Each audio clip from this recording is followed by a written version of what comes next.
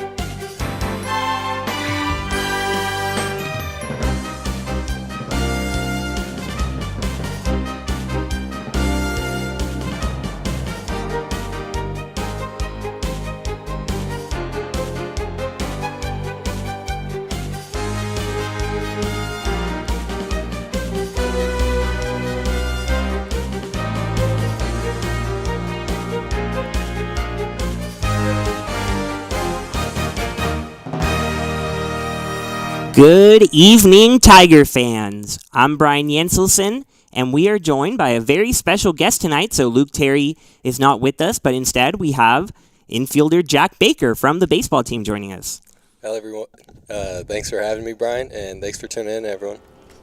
Thank you for joining us, Jack. And what better way to say Viva Fiesta than a battle of all San Antonio teams, the Our Lady of the Lake Saints, paying a visit to the number 21 Trinity Tigers at number 21, a step up from 22 this week, according to D3 Baseball. So it should be a good matchup between the Division III Tigers and the NAIA Saints.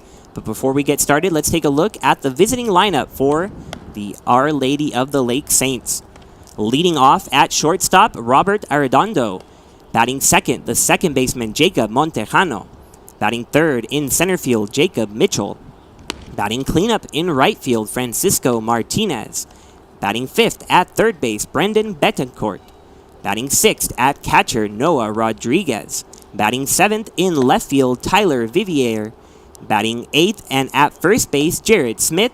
And batting ninth, the designated hitter, Pablo Trevino. And they will be facing someone who has not started a game this year, but a familiar face on the mound for the Tigers. Joel Thomas, number 32, the senior, will be getting the start today. Jack, your thoughts on Joel before we get started here? I'm excited to see him start. Like you said, he hasn't started this year, so I know he's going to bring the energy like he always does. And I think he should go 5 or 6 innings today. I think he's got the juice. Oh, you're predicting a quality start there. We hope so. Joel has been coming out of the bullpen for the Tigers this year. You see the numbers on your screen. 2-0 record, 4.67 ERA. But he tends to come into big situations, often with runners on, bases loaded, the difficult spots for a pitcher. So the coach is wanting to give him the opportunity here to start clean, see what he does as the starting pitcher. And he is on the rubber now, just about ready to go against the leadoff hitter for the Saints. And the first pitch is low for a ball. It's been a hot day today, Jack, wouldn't you say? Yeah, it has. Just walking to class, I broke a sweat, Reached the 90s for the first time in quite a while today in San Antonio. But both of these teams used to the late spring heat. Or not late spring, I guess it just started. Basically summer. Can't get used to the pollen, though. All the cars in the parking lot, yellow. Yellow.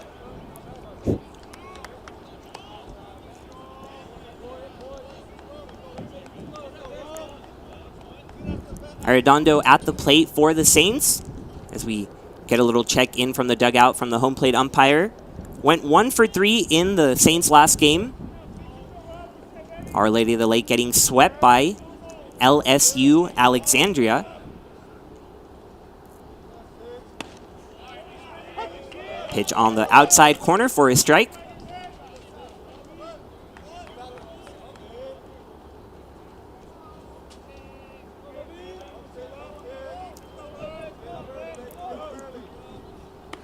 And a swing and a miss for strike 3. Thomas gets Arredondo swinging to start things off, and we will correct that graphic for you. It is Trinity against Our Lady of the Lake, not Dallas. Although we are all reminiscing about that incredible sweep from this weekend. Tigers sweeping the Crusaders out of town, run ruling them a couple of times, and then winning on Sunday. Fun one this weekend for sure.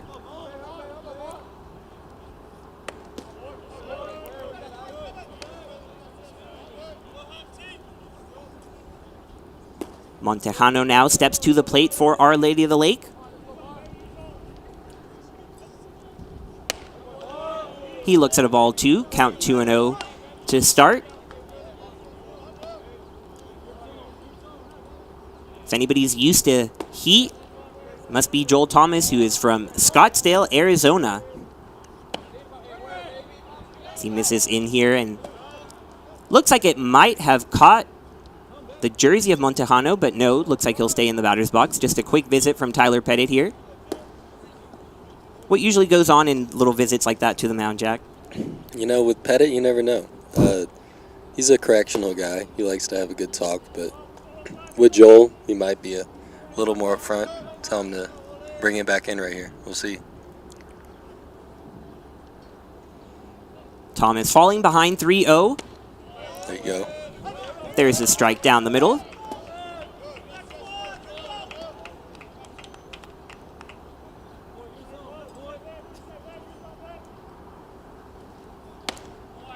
Good spot. Montejano might have thought that was ball 4. You saw him take a little bit of a step towards first, but he stays right there. Thomas battling back, bringing it 3-2. And an off-speed pitch from Thomas gets him swinging. So a couple of strike threes. Absolutely filthy changeup there.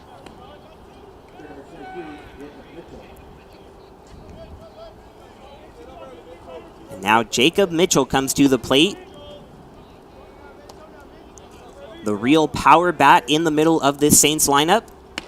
As he looks at a off-speed pitch, that same changeup misses for a ball. Mitchell hitting .337 this year with 7 home runs on the year. 35 runs batted in. But it is not just this year that he dominates.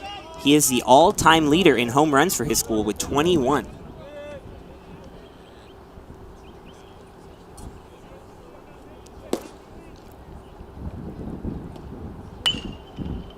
Mitchell fouls this one the other way, will go out of play, but for those unfamiliar, Our Lady of the Lake actually not having a baseball program for that long. They started their program in 2014, so just their 8th year in existence. University located on the west side of San Antonio, so a short drive over here to Trinity's campus, which is just north of downtown. Thomas again falling behind 2-0, but a couple of strikes even up the count at 2. Expect him to come with a curveball low here after that high fastball. So we've seen the changeup for the strikeout. We saw the curveball in the first batter. So you're predicting a curveball low, maybe in the dirt. We'll see what we come up with here. Another changeup. Nice. And another strikeout. So can't ask for much better of a start than that. 1, 2, 3 go the Saints, and 3 strikeouts for Joel Thomas. Tigers coming to bat after this break on Tiger Network.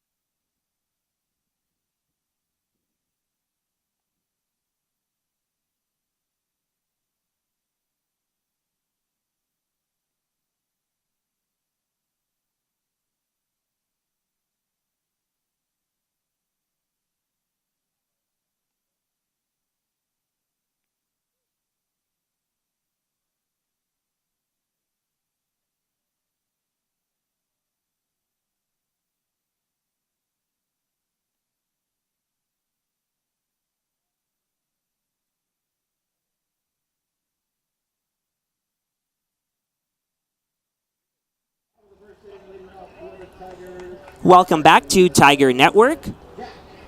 Clean Top of the first inning for Joel Thomas, so now the Tigers will come to the plate, trying to get things going quickly. Leading off for Trinity today, Jack Peterson in center field. He's followed by Evan McDonald, Ezra Gore, MJ Metz hitting cleanup. Jack Wisniewski batting fifth at third base, and we'll run you through the rest of the Tiger lineup as they come up to hit. First pitch swinging is Peterson.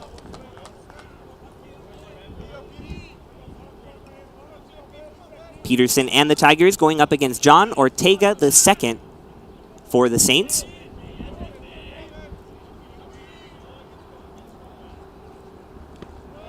Peterson lays off at one in the dirt. And Jack Peterson, one of just many Jacks on this team. Isn't that right, Jack Baker? That's exactly right.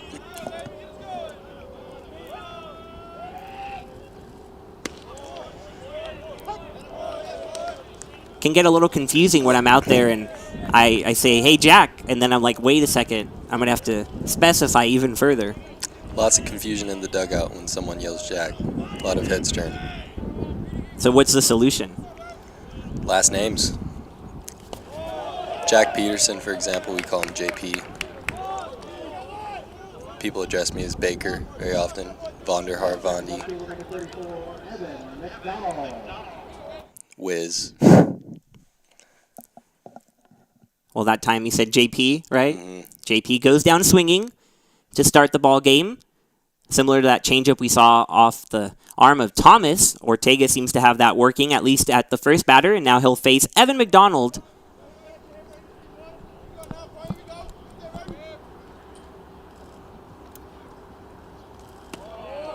McDonald looks at a breaking ball right there for a strike. McDonald appearing here in his 8th game. So this is game number 24 for the Tigers. So McDonald getting in there, hitting .385 so far in those appearances.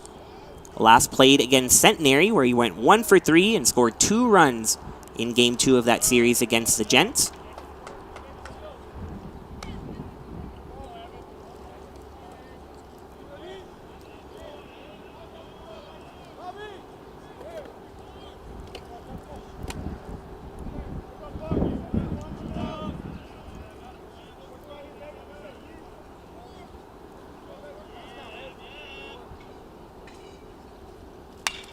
McDonald goes the other way, but it is snagged by the first baseman over there. Nice play by Francisco Martinez to retire McDonald. 2 outs now in the first. You thought this one was getting through there. That was a good play.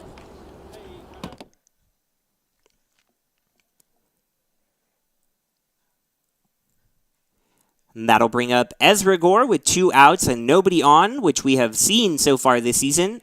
Not often a problem for this Trinity offense. So much gets started when there's nobody on and 2 outs.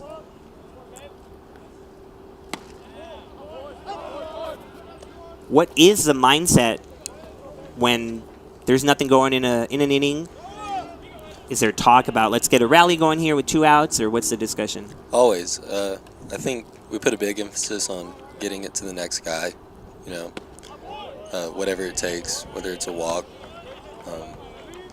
a jam shot over second base, you know, and sometimes it turns into a double. I mean, having that mindset can take you anywhere. So it's helped us out a lot, especially with 2. Gore puts this one into play to short. Tough play over there, but it'll be made by the shortstop Vivier. So the Tigers go down 1-2-3 as well. So far, the pitchers doing work in San Antonio. We'll be back after this quick break on Tiger Network.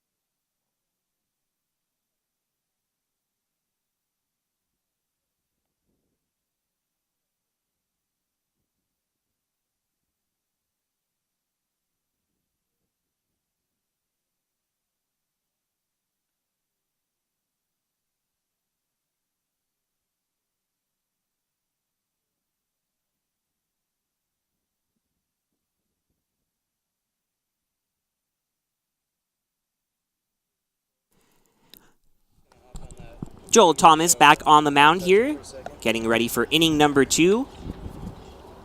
Had a first inning that featured 3 strikeouts, really looking good with a lot of his pitches there, Jack. Yep, the changeup was working, had a lot of late movement. Fastball looked good up, see if he can work in. Not sure if he swung there. We had the appeal over there to first.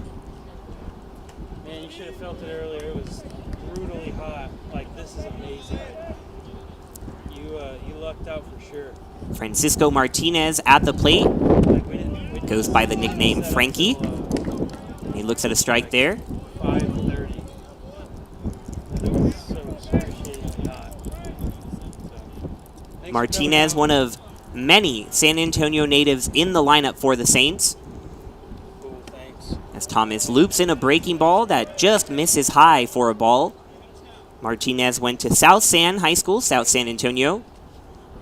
He is one of 12 Saints in the lineup. No, make that 14. 14 San Antonio natives on the roster for Our Lady of the Lake. And Martinez here drives it to left field.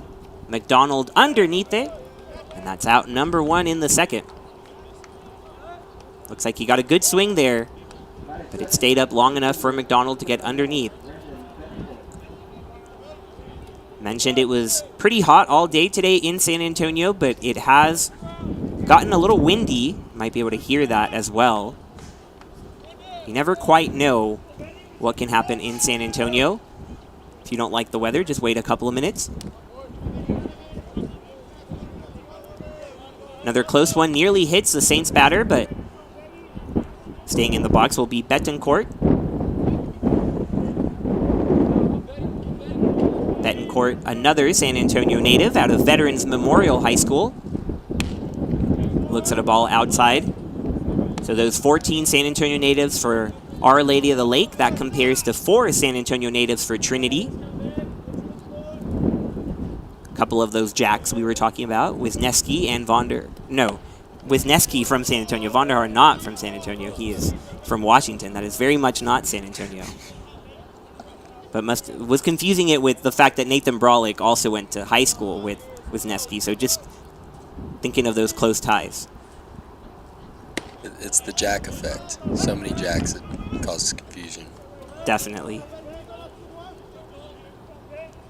I've said throughout the year that if there's not a story written that's Jacks of all trade, at some point, somebody's failed. So maybe it'll have to be a story I write. Another changeup there. That was nasty.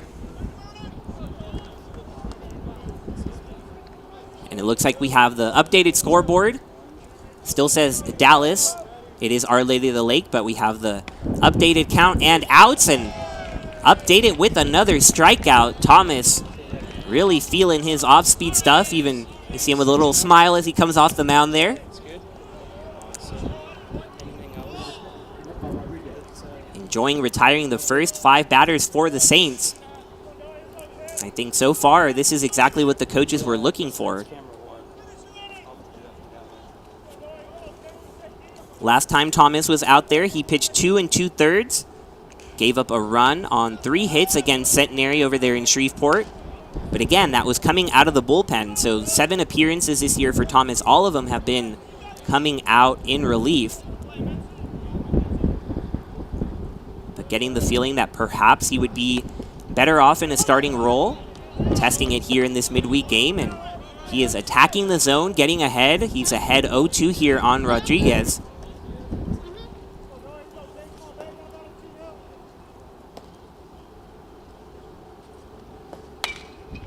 Rodriguez able to put this into play the other way, and it will get down for a base hit. Colt Harris not quite able to come up with it.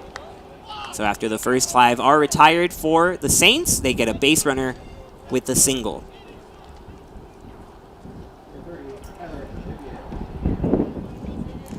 Like I said, 2 outs, you're looking for anything. You can always take a bloop over second. It's a base runner. And as a second baseman / shortstop over their middle infielder, how helpless is it when you see a pop fly that you're like, maybe I can get it, but you just can't get there? Just put my head down and run. I mean, you never know.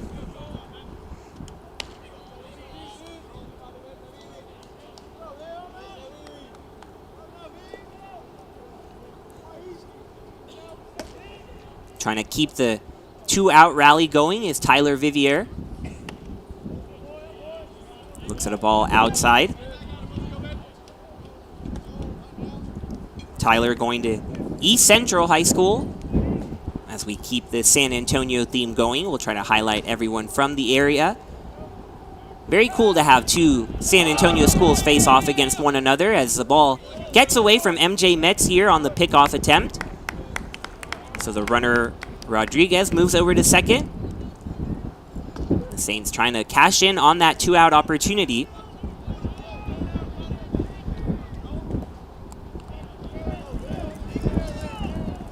Got to talk to Joel Thomas a little bit this week ahead of his start, saying for him it's not really a big difference anymore coming out of the bullpen or getting to start. Said a few years ago might have been with his routine and his attitude towards the opportunity, but now he just sees it as having to do the same thing, just prepare, attack. And one of the big things he's been working on is remaining calm on the mound. Someone who used to show a lot of emotion when he went out there to pitch. And he still has that, but says he doesn't let things get to him anymore. That's what he's been most proud of this year. As he misses high here for ball 4. That's a 4-pitch walk drawn by Vivier. So as we were talking about, the 2-out opportunity continues for the Saints as they get a base hit, now a walk with 2 outs. That'll bring up Jared Smith.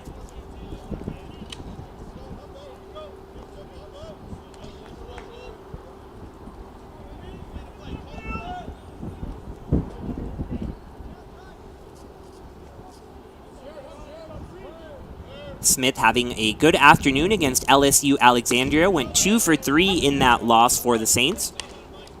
And he continues his productive season. He's hitting .306 with 13 RBI. Looking to put the Saints up early here.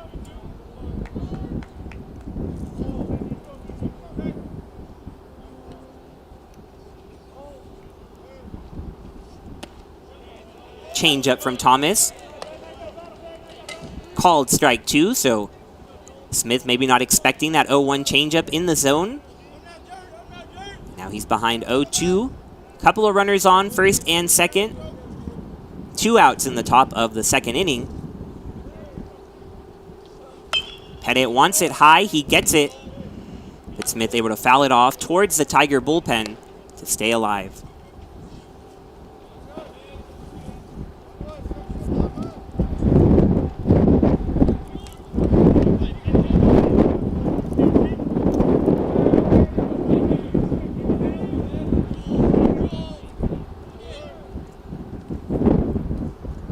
The 0-2 on its way from Thomas. A breaking ball that is somehow able to be laid off of by Smith. Thomas looking for strikeout number 5. And very early on here, so he's really racking those up. We'll see if he can get out of his first sign of trouble.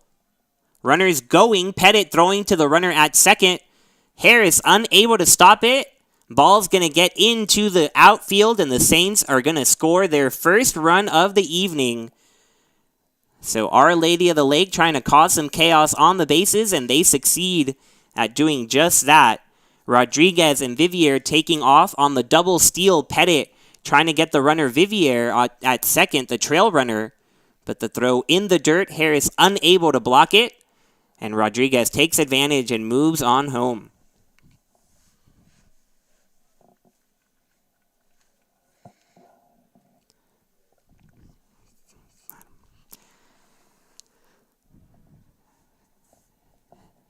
Smith now with the opportunity to drive home the second run of the inning, still behind 1-2, but he's going to connect with that one and send it into left field. McDonald gets it in to hold Smith to a single, but that's 2 runs on the board now for the Saints. And all of this happening with 2 outs, Jack. All it took was that bloop fly ball over second. Get things going, shift momentum. Is that the type of thing that, I mean, you saw first 4 batters go down, 3 strikeouts, and then you finally see one just drop in? Little confidence in the dugout? That and, I mean, sometimes for the defense, for the pitcher, it can be a killer whenever you're working hard, trying to earn a strike, and then, you know, what shouldn't be a hit is. But just going to have to keep throwing strikes, keep making plays. Thomas falls behind the catcher Trevino here, and he'll take a little walk behind the mound.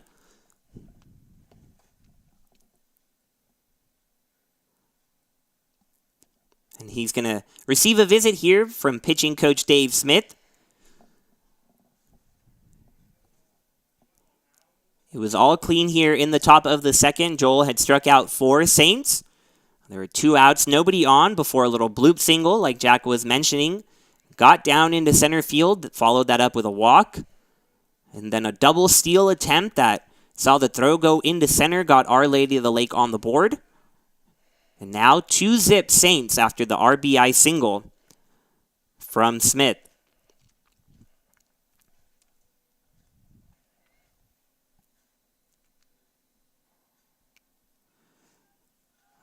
Runner going on the ball in the dirt, and a perfect throw from Pettit gets the runner, Rodriguez. Smith, that is, trying to take second. So Trinity gets out of the second with just allowing those 2 runs as the Saints strike first here in San Antonio.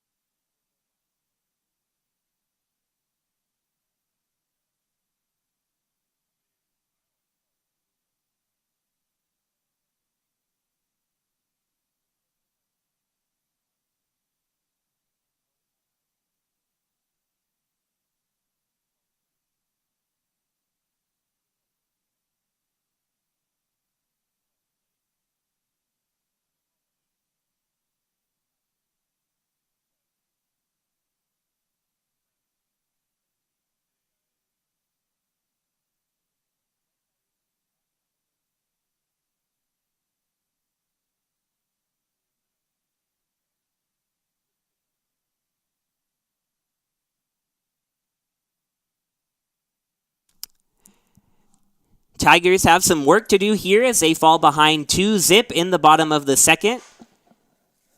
MJ Metz will be the man who tries to get things going. Ortega striking out 1 in a scoreless bottom of the first, and he stays out there.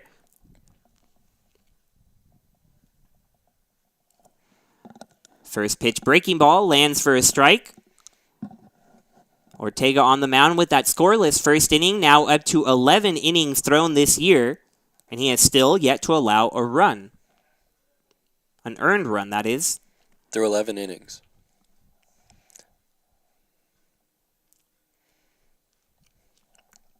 Last time Ortega was on the mound against a team we'll see fairly soon, the St. Thomas Celts.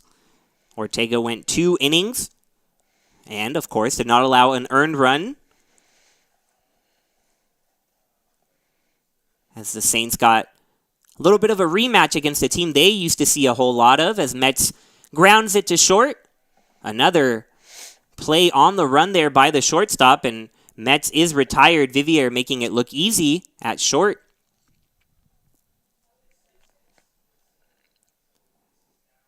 What types of things do you look for as you look at opposing shortstops, second basemen, or even other ones on your team?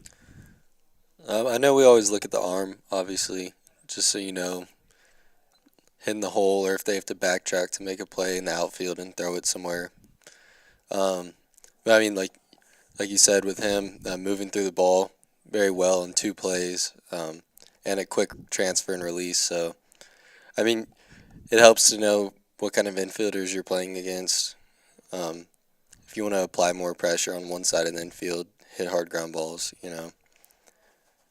But I'd say right now we should stay away from the shortstop for a little bit. We'll see what Jack Wisniewski can come up with. One of Trinity's San Antonio natives. Antonian College Prep, along with Nathan Brolick.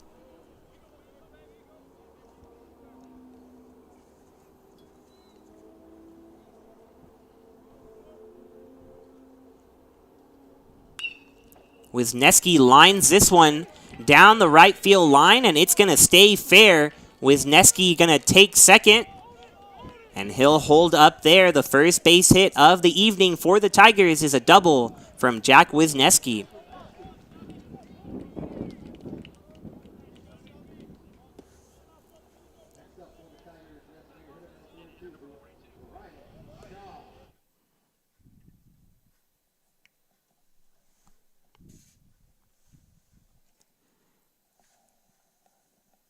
With that double from Wisniewski, it'll bring up someone who can easily tie things up with one swing of the bat.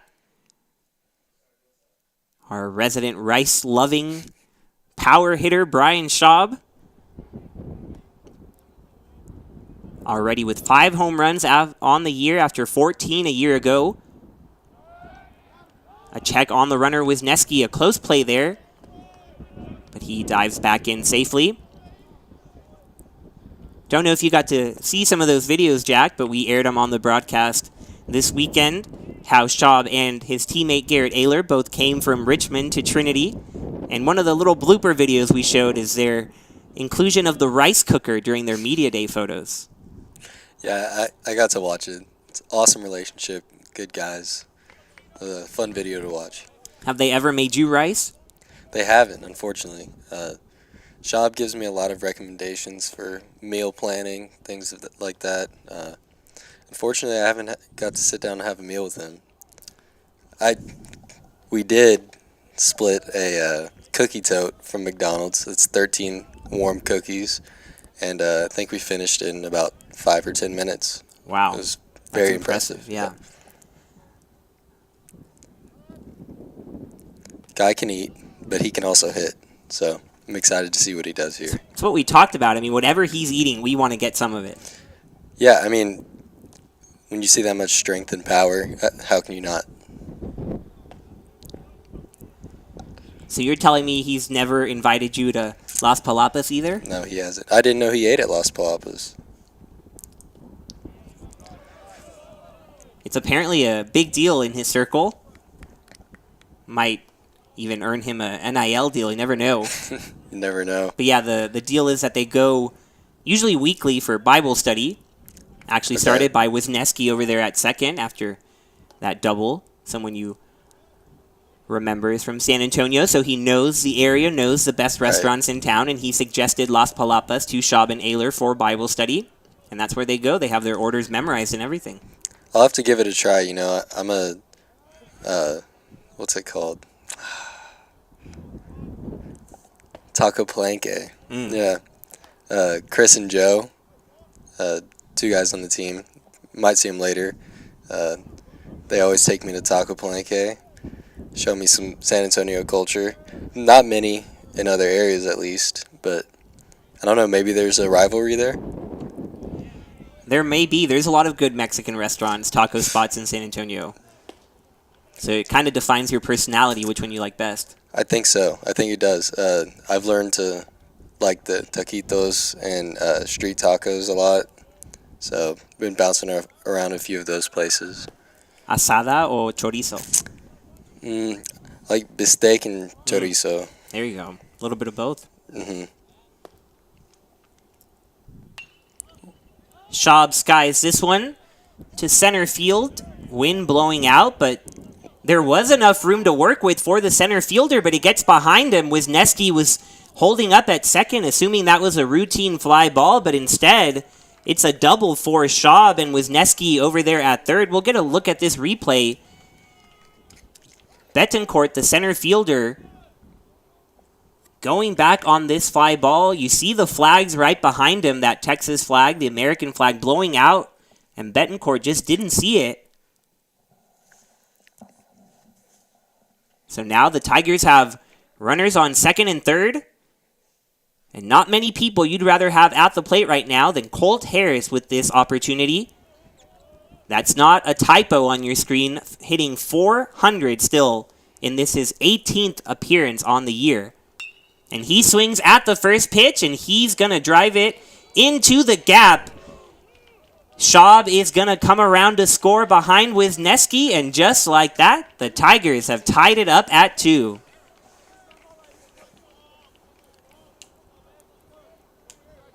What is going on with Colt Harris, Jack? I don't know. He's hot, you know. He's worked very hard, and he's comfortable out there, so just finding hits and staying consistent. It's great to see. Someone in your class, a fellow sophomore, so someone I'm sure you know pretty well. Fellow sophomore and fellow roommate, actually. Oh, look at that. Yeah, he's my roommate freshman year, both semesters and currently. And Pettit drives it out of here with his patented one-handed swing. As we talk about Colt Harris being Jack Baker's roommate, Tyler Pettit says, hold on a second, let me hit a 2-run shot the other way. And the Tigers take a 4-2 lead. I mean, he just flicks it over there towards the national championship side. And, you know, he got the pitch he wanted. He's a heavy breaking ball hitter. Saw it up and out and just took it that way. Great piece of hitting. Pretty remarkable what he can do with one hand. Some things that most people can't even do with two hands. And it'll bring a visit here to the mound as Ortega had started pretty clean, just like on the other side. Joel Thomas, he had retired the first 4 Tigers, but then he ran into trouble here, and it all started with that Wisniewski double down the right field line. And it's what we've seen so often from this Tiger offense, putting runs up in a hurry.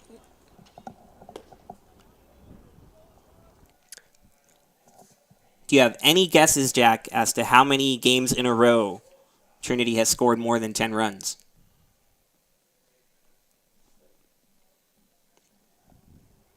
Did we score 10 against UMHB? So 3. A little higher. 4? Oh, because Concordia. 4, right? The last 6 victories for the Tigers have been with double-digit runs, actually. Really? Yeah. It's been a pretty impressive showing by this Tiger offense. Hitting's contagious. What does that really mean, though, when you say that? Well, I think we just saw a good example of it. So, like, or against Dallas when Christian Holloway hit the opposite field home run. This game's a little different, but not much offense to begin with, and then one hit sort of opens it up, and it feels like everyone starts hitting. And, you know, it's a real thing. Whether it's momentum or confidence, there's just, like, a feeling that can overcome a dugout whenever someone gets a big hit, and everyone just, for some reason, finds barrels. It's a really cool thing. Michael Montreza getting ahead in the count 3-0. Looked at a strike right there down the middle to bring it to 3-1. Ortega trying to collect himself. But he'll throw ball 4 to Montreza, so another base runner here for the Tigers. But you look at the recent schedule for the Tigers. You brought up that UMHB game. Trinity falling just short in that one, losing 12-9, so not getting to double digits. But then that Centenary lost 10-0. Things weren't looking great. Tigers fall behind 8-4 in Game 2 of that series. Looks like the Gents might really jump all over Trinity, and then something clicked in Game 2. The Tigers stormed back to win 13-12, and since then the Tigers have rattled off 6 victories in a row to find themselves where they are at now with that record of 16-7.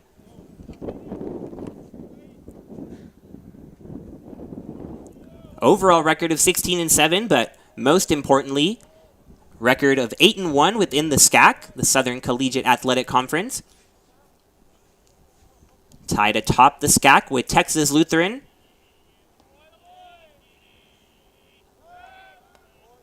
Check over there on the runner, Montreza. And the top of the order back up now with Jack Peterson. Peterson striking out in his first time at the plate. But we'll see now as the Tiger hitters see Ortega for a second time if it results in even more success. Already 4 runs on the board all in this inning.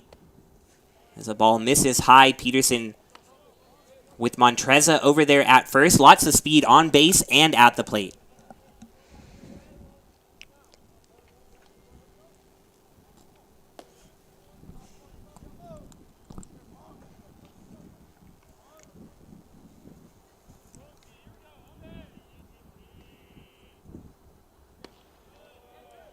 Peterson looks at a close one there.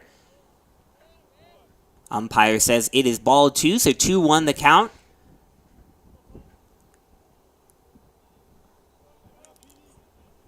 A lot of fast runners on this Tiger team. 43 stolen bases between this roster. And Peterson, one of the fastest on the team when he gets in there. And he tries to line this one down the line. But it'll go foul. Who would you say is really the fastest guy on the team? Maybe ruffle some feathers here. You're putting me on the spot here. Have to. I would say JP, but I can't. I can't give it to him. I think Ezra, just out of pure quickness and like immediate speed. JP is very fast. Takes him a second longer to get going. But as far as beating out ground balls, I don't know if anyone does it better than Ezra. So what several pitchers now have told us this year is that when you have both JP, Jack Peterson, and Ezra Gore out there in the outfield, makes them feel a whole lot more comfortable when anything is hit out there. Yeah, they can cover a lot of range. Peterson grounds this one to first. Right there is the first baseman to step on the bag. But the runner will move over to second as Martinez just gets Peterson at first.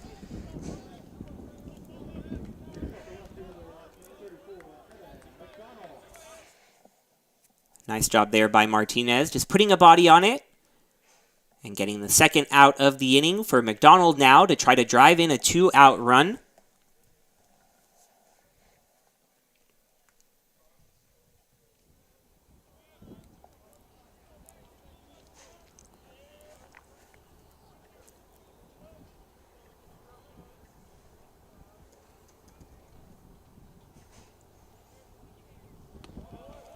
First pitch to McDonald, a strike on the outside part of the plate.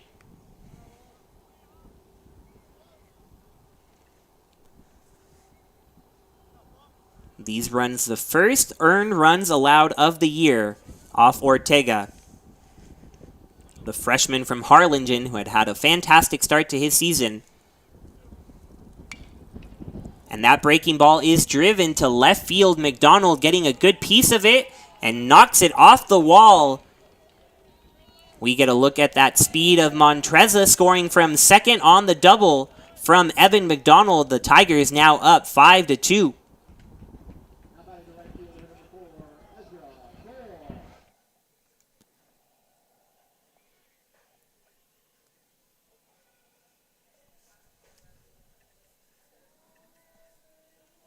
And it looks like after that RBI double, it might be it from Ortega as another visit to the mound on the way.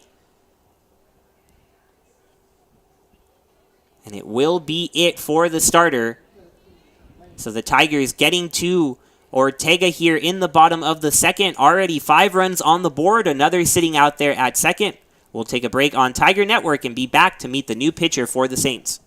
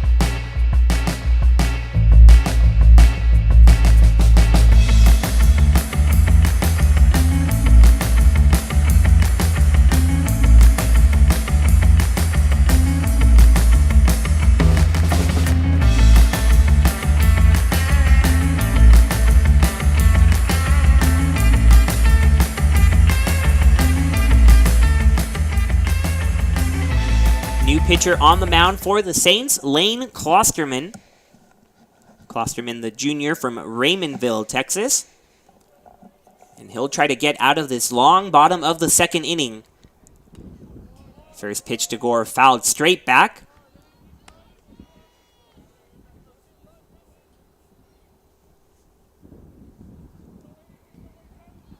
Klosterman's last time on the mound came in that 6-5 loss to LSU Alexandria. He went 2/3 of an inning, giving up 2 runs on 2 hits. Klosterman trying to catch McDonald there, nearly gets him. But Evan able to dive in safely. A couple of close ones we've seen over there.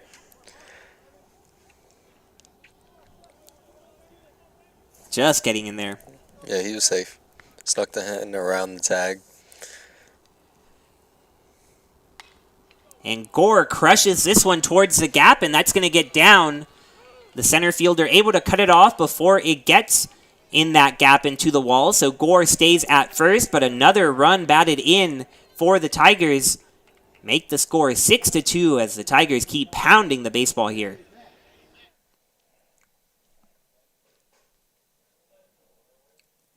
Now we're back to where it all began in this inning with MJ Metz.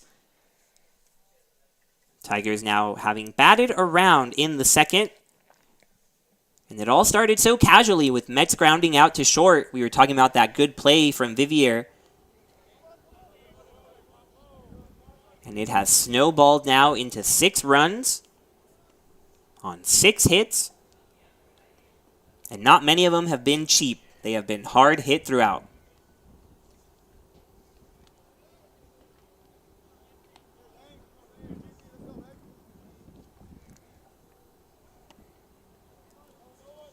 Pitch misses inside to Metz there.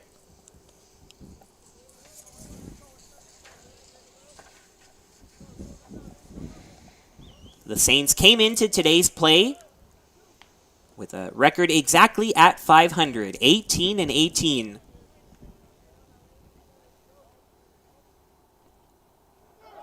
Runner going, Gore. And he's going to slide in safely. Ball gets away. Gore is going to hop on over to third, and there it is, Jack. You mentioned the fastest runner on the team in your opinion, and he takes second and third.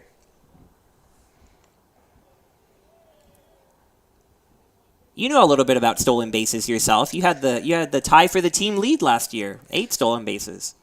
Yeah, I like to steal bags. Tied with Ezra. Yeah, he's a little faster than me, but it's a technique thing, I think.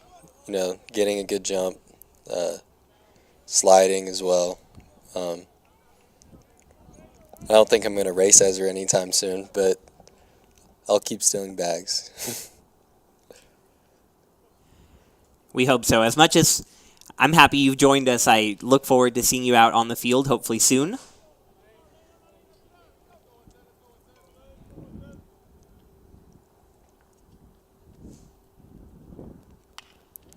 Metz will send this to the right side.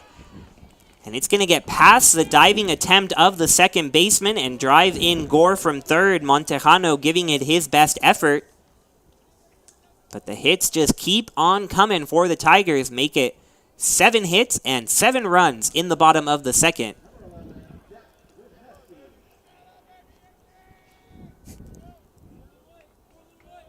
Get to hear the excitement coming out of the Tiger dugout.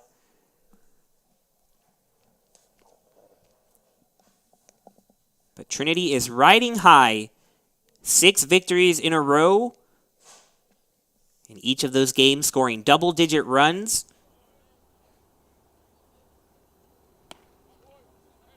Wisniewski lays off of one high there.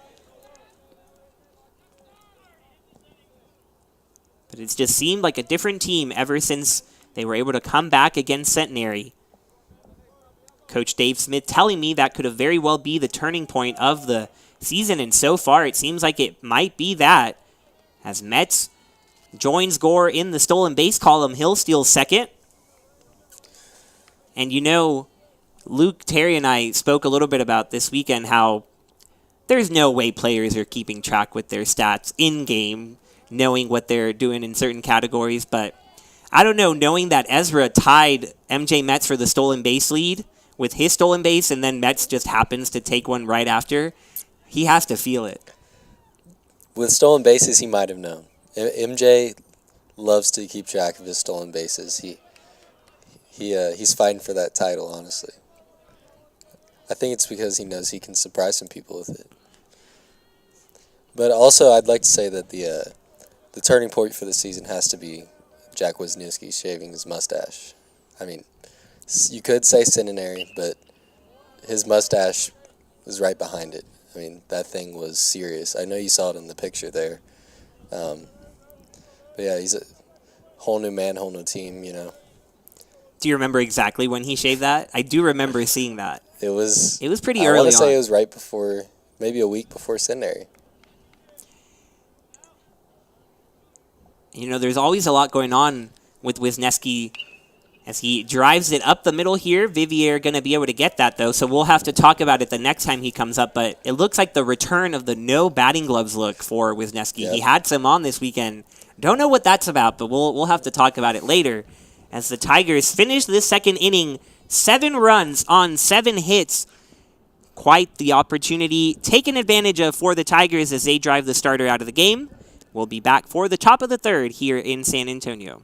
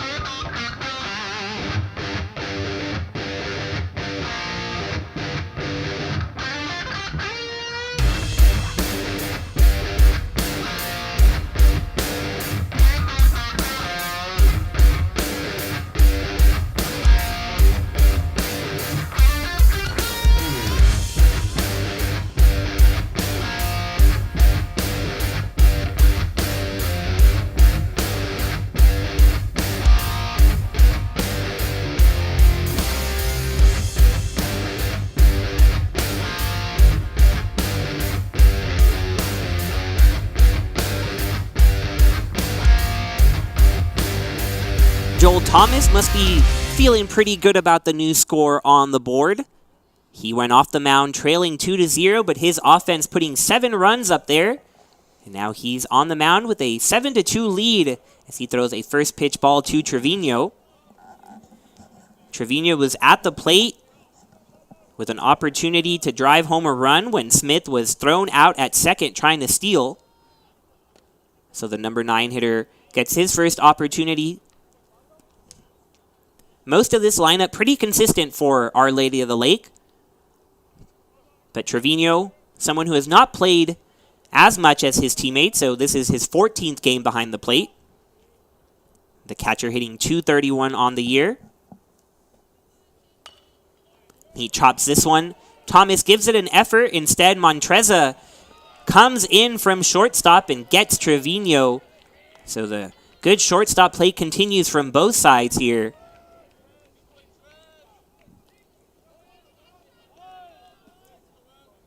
How important is that first step on a chopper like that from short?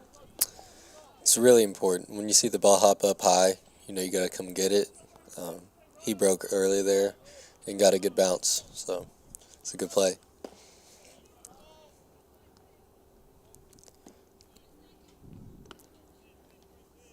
Change up for a strike to the top of the order for the Saints. Arredondo back to get his second at bat.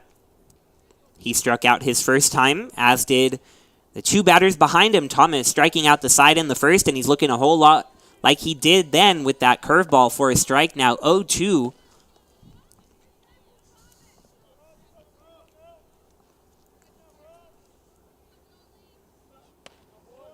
Pettit asking for it high.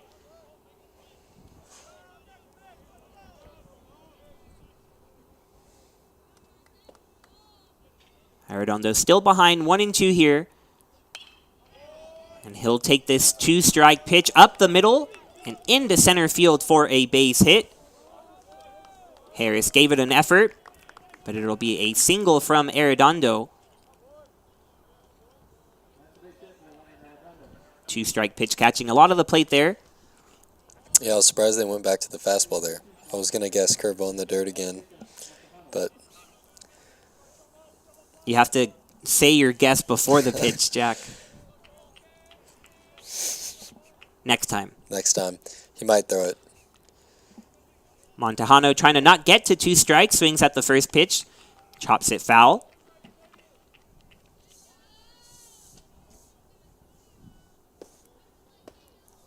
Montejano from San Antonio, you guessed it, Brandeis High School. Brandeis Broncos represented here. A swing and a miss from Montejano.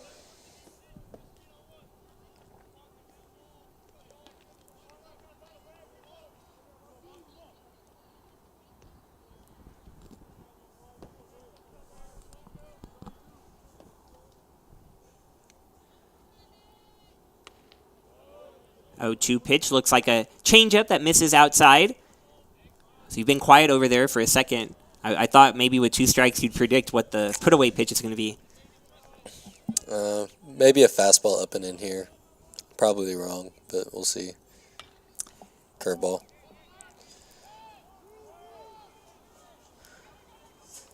McDonald gets down to the left field line, makes a catch, tries to double up the runner.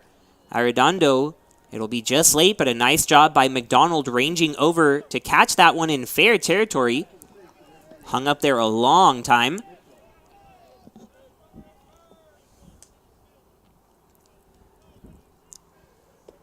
You know, probably no better time to bring up this point about Thomas than when McDonald makes an out. So Thomas telling me that he wanted Kansas to win yesterday, the Final Four, solely because Jack Schmidt is a UNC fan and he talked so much about it that Thomas wanted KU to pull it out, and they did. You know, I think our first baseball meeting this year, Jack Schmidt wore a North Carolina hat to the meeting, and he's probably worn the hat very, very often since then, and his jersey as well. So, sorry, Jack. At least it was a great game. You know, I bet you he didn't wear it today. No, he didn't. I was kind of upset myself. I wanted to bring out my North Carolina Michael Jordan jersey, but it just wouldn't feel the same wearing it now. So that's the same thing as calling the pitches, Jack. You have to do it before it happens. You have to show confidence. You can't just wear it after they win the national championship. It's called being a bandwagon. No. I suppose. I don't follow basketball too heavily, but Jordan doesn't play for them anymore.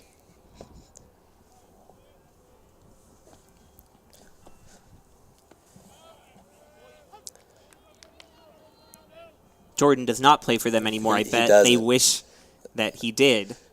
Yes, especially after a few bad shot selections, I feel like. They kind of gave the game away, I'd say. Nonetheless, a great game. But to be up by so much in the first half and just to lose it like that. Tough pill to swallow for Tar Heel fans. It's all right. There were some forced smiles from Jack Schmidt today. Yeah? Yeah, he wasn't too bad. I'm glad to hear. It's because there's a baseball game to be played. That's right. Can't not be happy at that. Nope. And it's opening day this week, and Major League Baseball, lots to look forward to. Thomas going with the 3-1 changeup, fooling Mitchell. Mentioned Mitchell with that big power bat, so on the 3-1 count, maybe expecting the fastball that he can drive. Instead, the count full at 3-2, runner at first will be off with the pitch. And Mitchell will get another opportunity as he sends this one out of play, foul. No, it is caught over there. Thought that got out. Everyone thought that it would be well out of play, but Jack Wisniewski coming up with the out over there. So a nice play, not giving up on that one. And Thomas completes the third inning without allowing a run. That shutdown inning comes to fruition. So the Tigers keep the 7-2 lead, headed to the bottom of the third.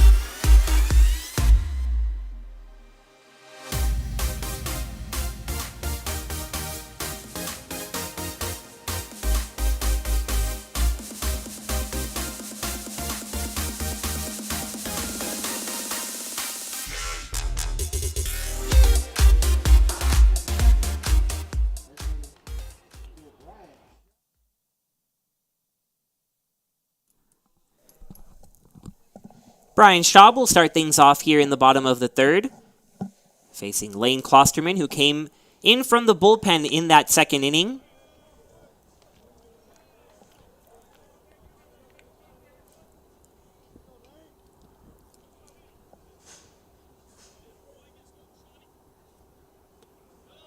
Check swing from Schaub. Home plate umpire says he went around.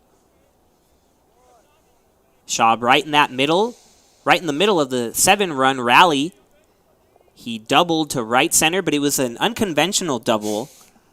The center fielder not quite seeing it. Looked like a routine fly ball. Instead it dropped. Here Schaub sending it the other way. And it'll be off the wall. Schaub thinking 2. He'll be held to 1 as he hit it too hard. And the right fielder playing it well off the wall to hold him to a single. So Schaub showing that he doesn't only have that power to left, which we're so used to seeing, taking it to center and right for a couple of base hits here. Yeah, it's a great swing there. I love the approach from Schaub. So now another RBI opportunity for Colt Harris. He quickly drove in 2 his last time, swinging at the first pitch and raising that average to 410. Very fitting batting average in a game between 2 San Antonio schools. 410, the loop highway that we're so familiar with as San Antonians. How long did it take you to figure out how this city worked as you came from Sugar Land, Jack?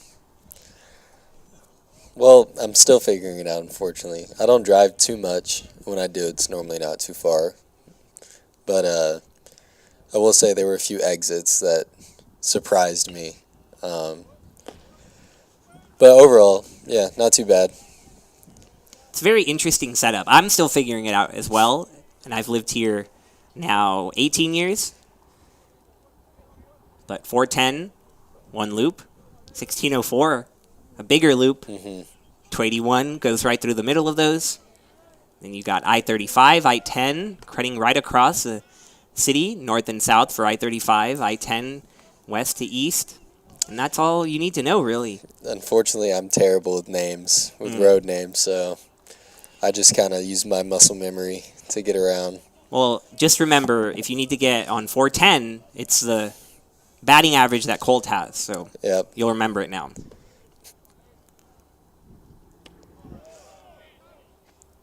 I will say, not a fitting average for Colt Harris because he is the worst driver. Hate to do him like that, but the truth is he exposed. should stick to hitting.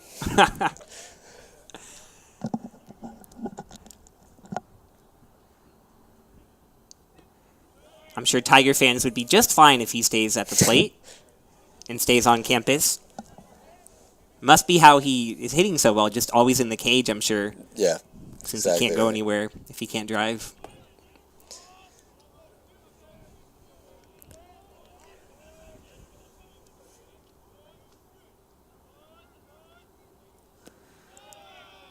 Harris battling back from down 0-2, forcing the count full. Schaub over there at first, drawing a couple of throws and some attention from Klosterman. We'll see if he's off and running with the 3-2 count. Nobody out, but we've seen the Tigers aggressive on the base paths all year. Schaub staying there, though, and Harris striking out. The ball gets away from the catcher, Trevino, and Harris will go down to first. We'll see if they grant him that base. It was occupied. And Harris is now walking back to the plate, so even though Schaub takes second, the bag was occupied at the time of the strikeout.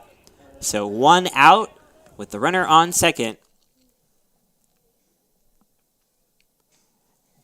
And up comes Tyler Pettit, who drove his 4th home run of the year out to right field. And he did it with one hand.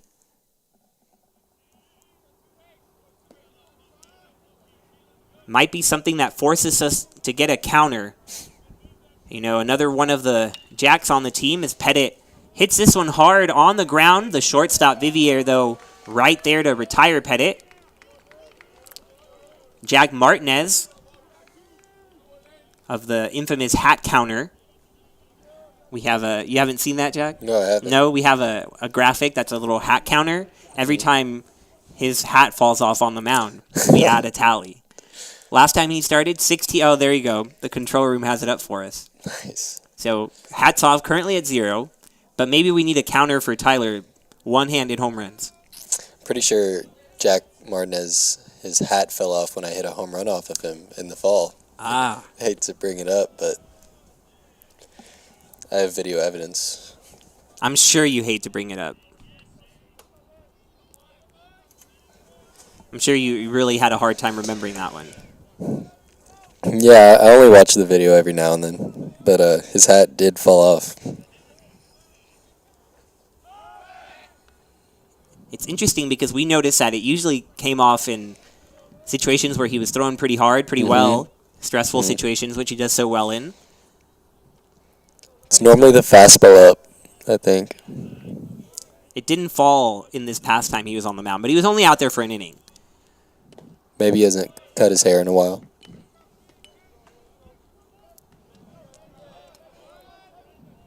We'll likely get plenty of chances to see Martinez and the rest of the Tigers as they're in the middle of an 8-game homestand. This is game number 4 of that stretch. But this weekend, another big matchup within the conference. And before we get there, Montreza trying to make sure the Tigers take home the W, driving in Schaub from second with the RBI single. So the Tigers expand their lead to 8-2. Trying to make it 7 wins in a row before welcoming the St. Thomas Celts to town.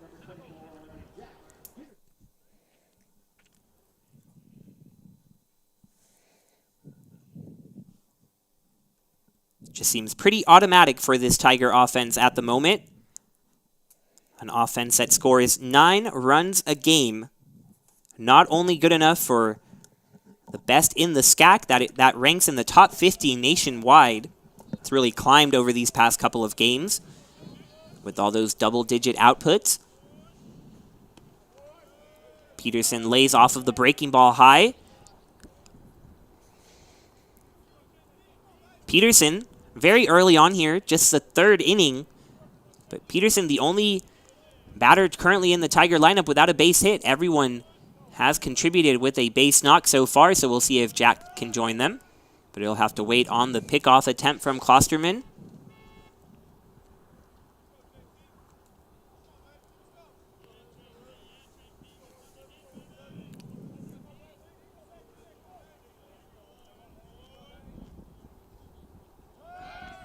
Another check on the runner over there, but still safe. Montreza drawing a lot of attention. Has 2 stolen bases on the year, has been caught just once.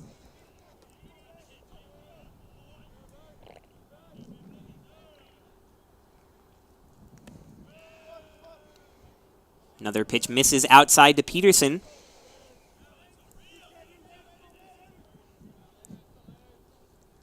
Peterson getting the start here atop the Tiger lineup, making his 14th appearance of the year. Last we saw of him was pinch hitting in Game 2 against Dallas. Right here, driving one foul. Couple of good swings he's had, just not able to keep it fair.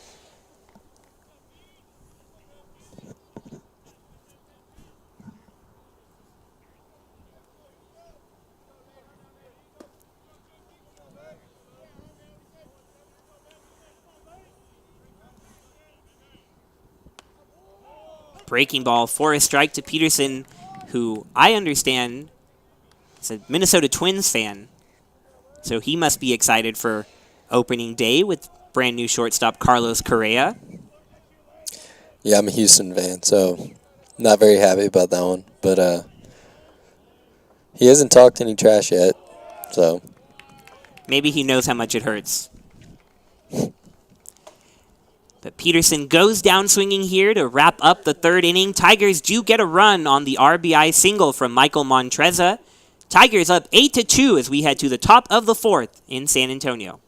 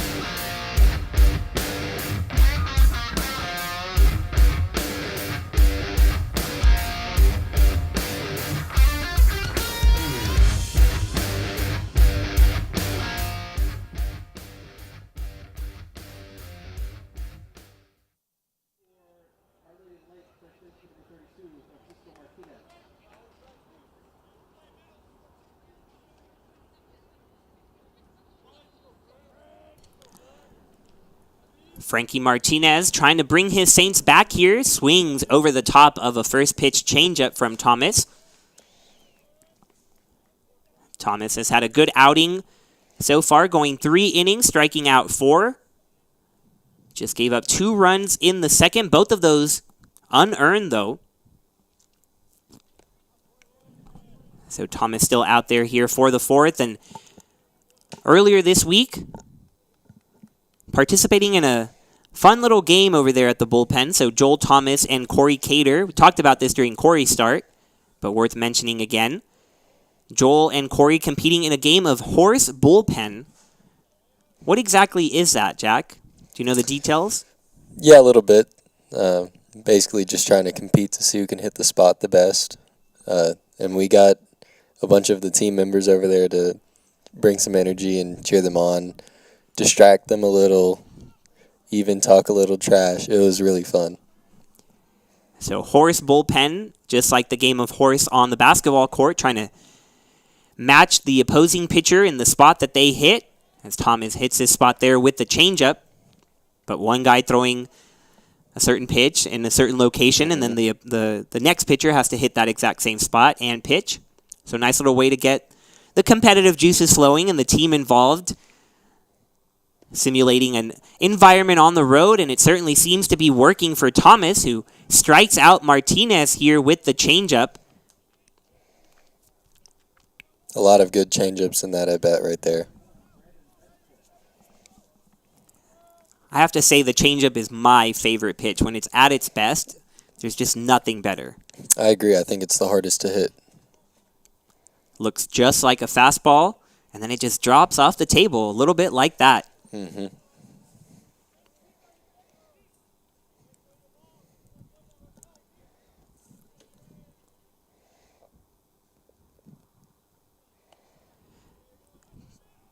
Thomas trying to get the fastball in there.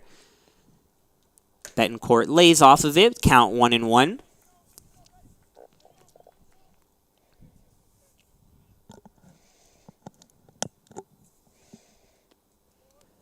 Breaking ball this time. Still misses outside. 2-1 the count. Our Lady of the Lake mentioned they're 18-18, but they're coming off a year that was one to remember. A program high 34 victories last year for the Saints. And of course, they haven't been around all that often, but still very impressive season. It was their first ever conference championship in the Red River Athletic Conference. Their first ever top 25 ranking in NAIA.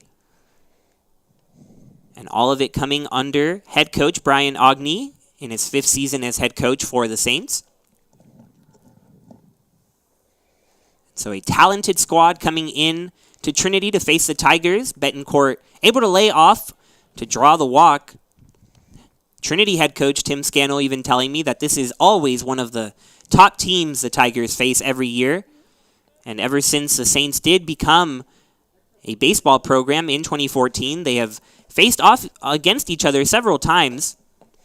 The Tigers actually 6-2 all time against the Saints, with the last loss coming in the last matchup, actually. In 2019, April of 2019, the Saints coming into Trinity and defeating the Tigers.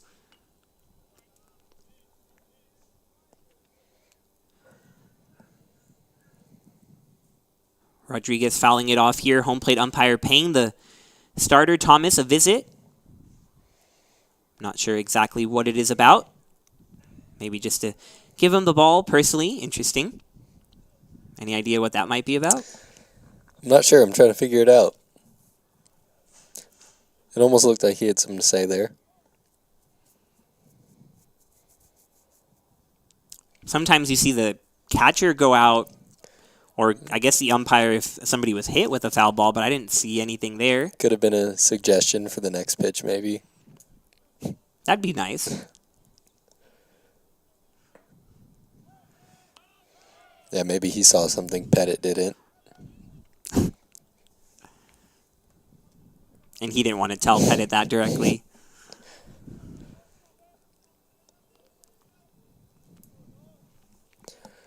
You never know. I mean, he might have told him, like, just a personal warning, like, hey, you need to take a second longer on your set.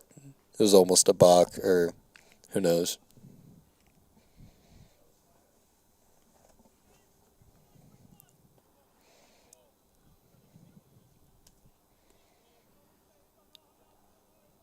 Can hear the support from the dugout. And Joel, a couple of close calls over there at first, trying to keep Betancourt close. Down 8-2, the Saints trying to get some base runners and build a rally. Breaking ball to Rodriguez. A strike on the inner half of the plate. Betancourt does have 6 stolen bases on the year, has been caught just 1 time. But maybe wouldn't expect him to go down 6, but you never know. He does have a big lead over there at first. Not going anywhere, ball in the dirt. Pettit does a nice job of blocking it.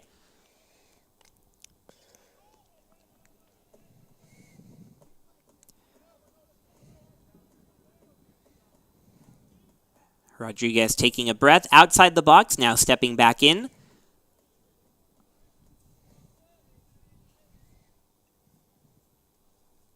And another one in the dirt, and another block by Pettit.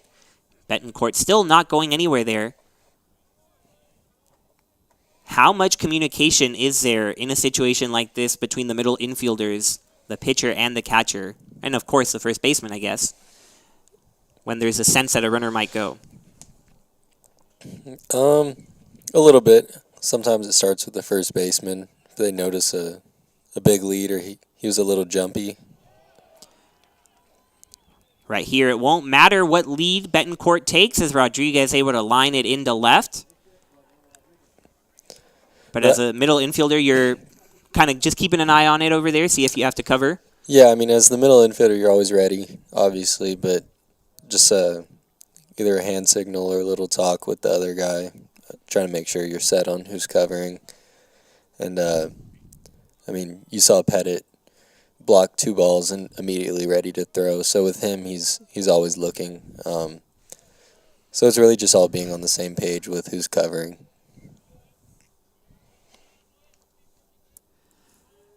After the single there, it brings up Vivier with the opportunity to bring the Saints a little bit closer. And Vivier's had a good year at the plate. Came in hitting .325 with 21 RBI. And he turns on that one, driving it way foul. Pitch nearly hitting him. Mm-hmm. But Vivier putting up an 0 for 4 spot in that final game against LSU Alexandria.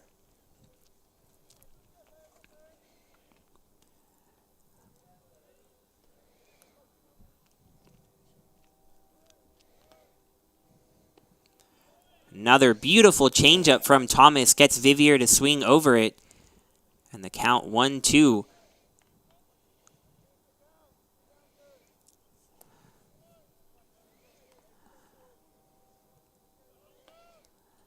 With how he's had every pitch working, you don't know what's coming with the 1-2.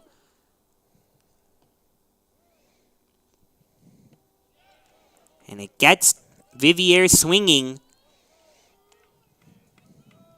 Does that look more like the breaking ball or that changeup? That was changeup again. Yeah, just a lot of movement. Mm-hmm. He gets a ton of side movement and late drop. It's definitely one of the better pitches. Shows why he can throw it so much and still be effective, right? Just having different varieties of it, using it in different moments. Mm-hmm. What's very impressive is how he can throw it out, middle, in, especially in, to get it to break under the hands. He even threw one up and out earlier that broke onto the plate, showing very impressive location with it.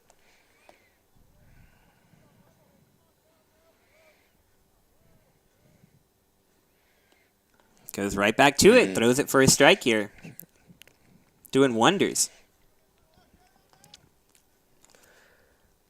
I mean, the truth is a lot of hitters sit fastball. I mean, it's the easiest pitch to jump on. So you can take a free strike with the early changeup and then sit them down later with a better one in the dirt.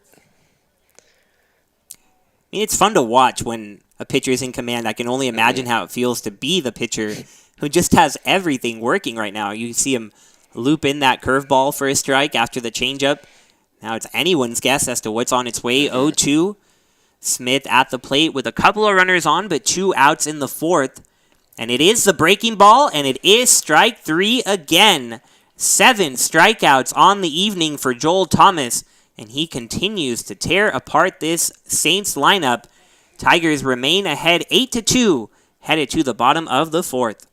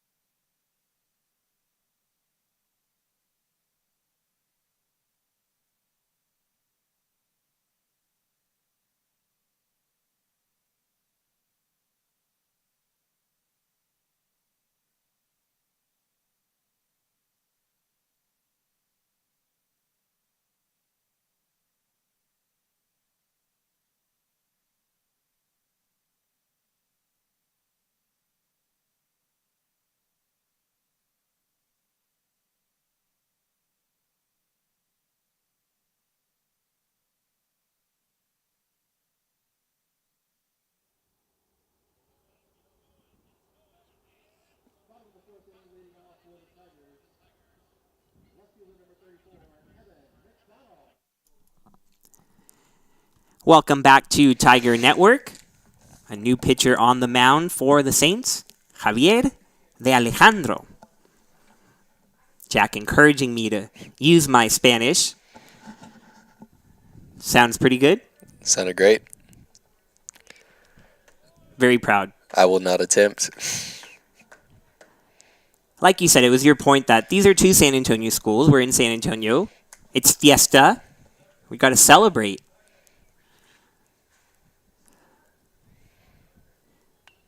It's a time of year where all sides of town come together and just throw one big party, as suggested by the word fiesta. Fiesta. Viva fiesta. The saying that you'll hear throughout this week. Did you know anything about fiesta when you came here to Trinity? Not at all. I actually didn't know anything about fiesta until this past week. That makes sense because it was canceled last year due to COVID-19. Right. You've been really robbed of the opportunities to enjoy fiesta, Jack. Hopefully you get some time this year and in your years to come here at Trinity. Thankfully, you're still a sophomore, so you have plenty of time. I'm looking forward to it. Yeah, I actually met a police officer the other day who has been patrolling the fiesta, and just so happens that one of his relatives I knew in middle school. So, no way. Small world. It's a small world. Especially in San Antonio. It might be the 7th largest city in the country, but it's a small town at heart. It is. The Alejandro walking McDonald here.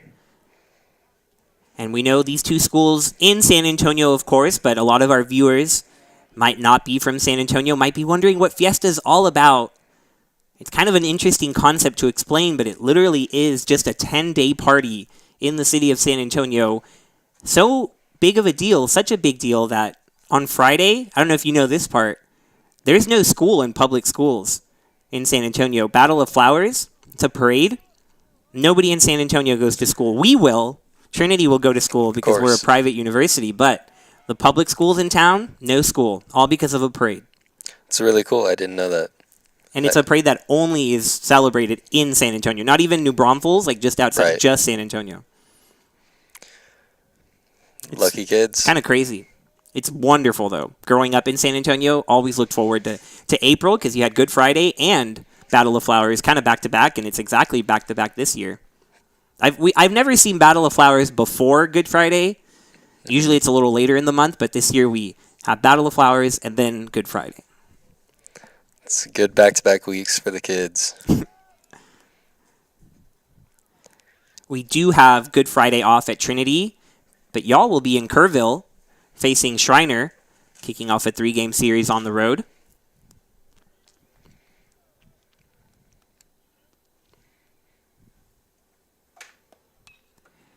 Gore grounding it to short here. Vivier on to second and turn to first for the double play. And not an easy double play to turn with Gore running down the line, but Vivier continues to show off defensively, flipping it to Montejano and on to Martinez. So McDonald erased on the double play, and MJ Metz will come to the plate with 2 outs, nobody on.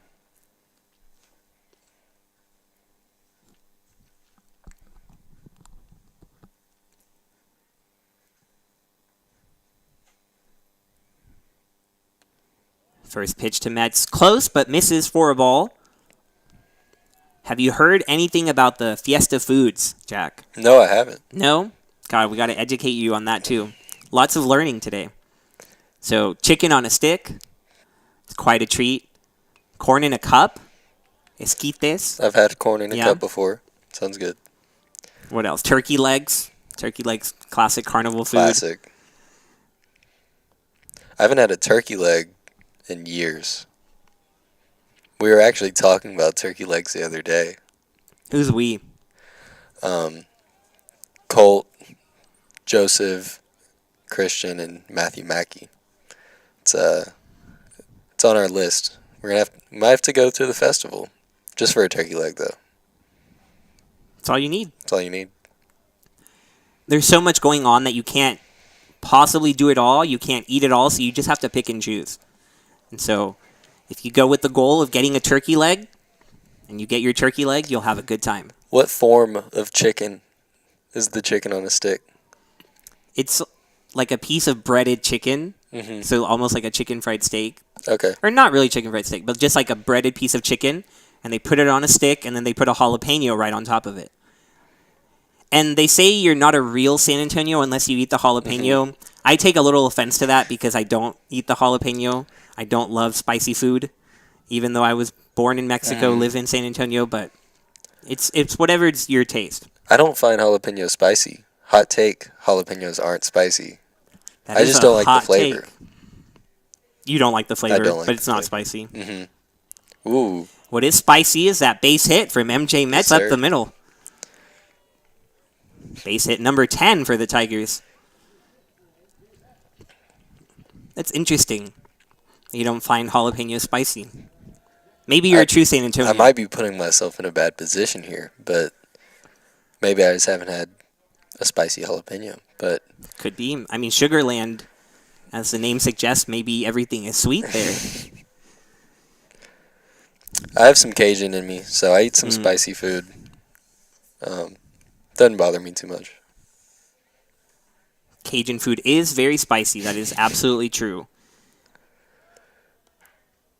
Were you on that trip to Centenary? I was, yeah. Any Cajun food in Shreveport? Unfortunately, where we were staying, there was Waffle House and a Whataburger. Never No. say unfortunately before those two. That's fair. That's the perfect combo. In Shreveport, there's some good Cajun food. I actually have family there, so we went out, had some Italian food, weirdly, but it was good. But I'm from the South, so it's much different down there.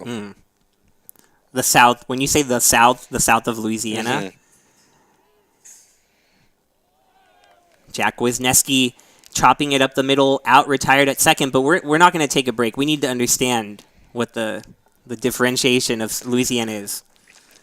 So I'd say the South is where you have your bayous and, your swamps. And the North is where it's more timber-like. Almost, there's some rivers, but more timber-like, almost like Arkansas. Louisiana people like to, they split sides. They like to argue and debate over who's better, but we all know it's the South. So Where exactly in the South do you hail from? Thibodeau or Homa, which are small towns, sort of near New Orleans and Baton Rouge. Thibodeau, where Nicholls Nicholls State. State's from, yeah. Nicholls State recently here on campus. Men's tennis team nearly coming up with the win over the Division I team. But some real interesting city names in Louisiana. Thibodeau, Natchitoches, right? Natchitoches. Even though it's not spelled like that at all. A few of my Texas friends have called Thibodeau Thibodeaux, which is incorrect. EAUX. It's O, like go Tigers for LSU. There's the Atchafalaya River. There's a few. You know it's also in Louisiana? You mentioned New Orleans. Mm-hmm. The Pelicans. The Pelicans. Yeah. That's exactly right. Zion Williamson's back. Is he back? I would love to believe he's back. I hope he's back. But tonight could be the night, Jack. The Pelicans could clinch their spot in the play-in tournament with a victory over Sacramento. Or if the Lakers lose, I don't know which one's more likely. Lakers have lost 6 straight, correct? Who are they playing against tonight? I believe Phoenix, if I'm not mistaken. Could be 7. It's just canceling out the Trinity wins, Mm-hmm. They have to lose when Trinity wins, so I hope Trinity just keeps on winning. Don't tell that to MJ Metz. He might start losing games for us. I'll tell MJ. He got a little bit upset that I tagged him in a Pelicans win post over the Lakers the first time it happened. And then it happened 2 more times, and I couldn't even tag MJ. Right here, Trevino, the catcher, going to do a little bit of running. And he's going to make it over to third as Peterson has to back up Gore in right. The catcher, Trevino, going all the way to third as he flies out to right. Gore trying to make the diving catch. And we'll see the replay right here. Gore just unable to come up with it. And it rolled for a long time. Ended up being Gore with the throw. Peterson making a good effort there. But a good way for the Saints to kick off the 5th as they seek to get back in this game. A lead-off triple to bring the top of the order to the plate. And it'll bring a visit to the mound from pitching coach Dave Smith. We'll see if it's just a visit or a pitching change. And it will be a pitching change as Coach Smith takes the ball from the hands of Joel Thomas. And we'll take a quick break here on Tiger Network to meet the new Tiger pitcher.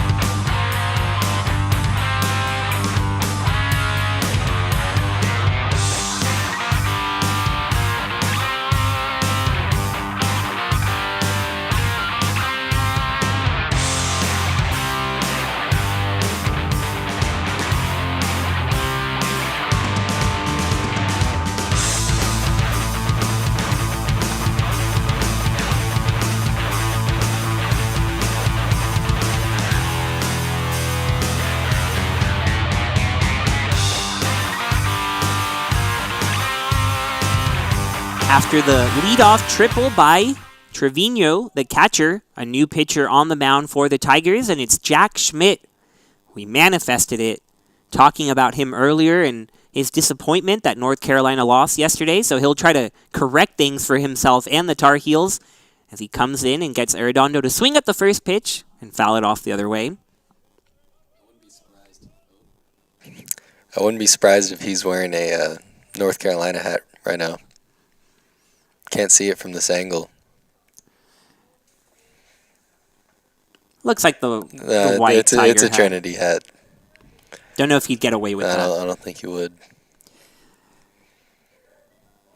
Schmidt doing a nice job getting ahead of Arredondo here, 0-2.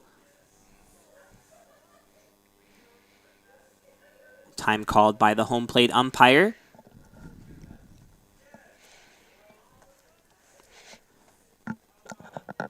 So the Saints trying to chip away a little bit here, get that runner in from third.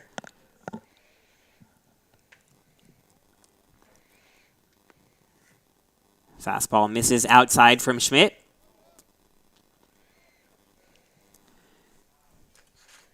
Schmidt making his 5th appearance of the year for Trinity. Last time he came on was in northern Louisiana against Shreveport. And right here gets Arredondo looking with the changeup.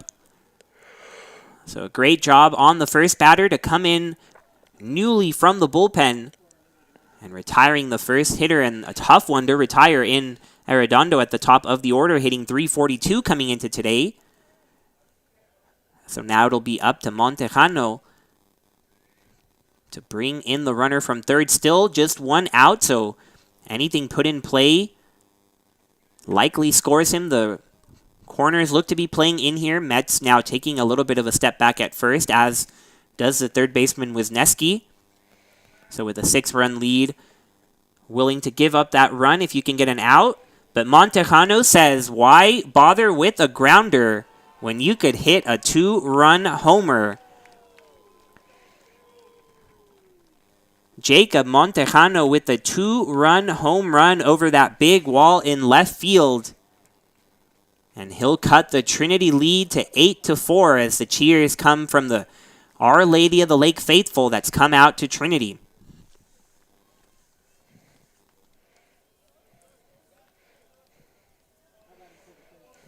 No doubter on that one, Jack. That was a good swing.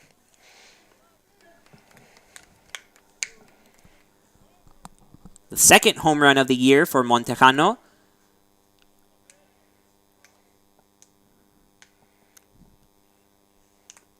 So now Schmidt trying to collect himself, brush it off, and start new with nobody on, 1 out against the 3-hole hitter Mitchell.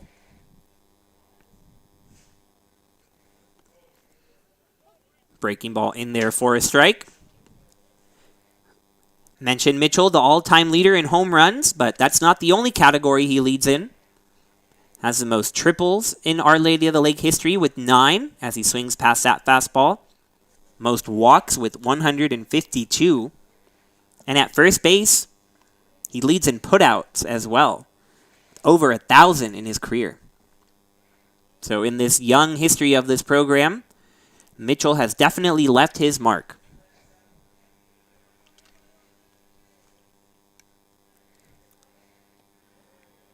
Mitchell able to lay off the 1-2 in the dirt.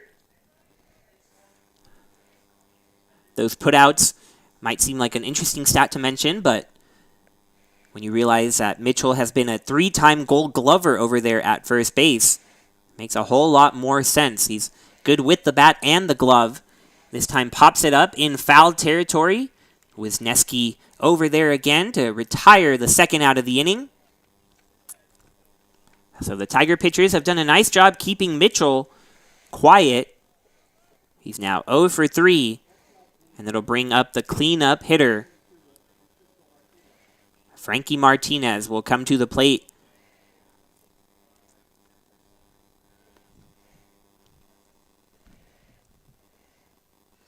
He'll have to duck to avoid that one, nearly hit by the breaking ball.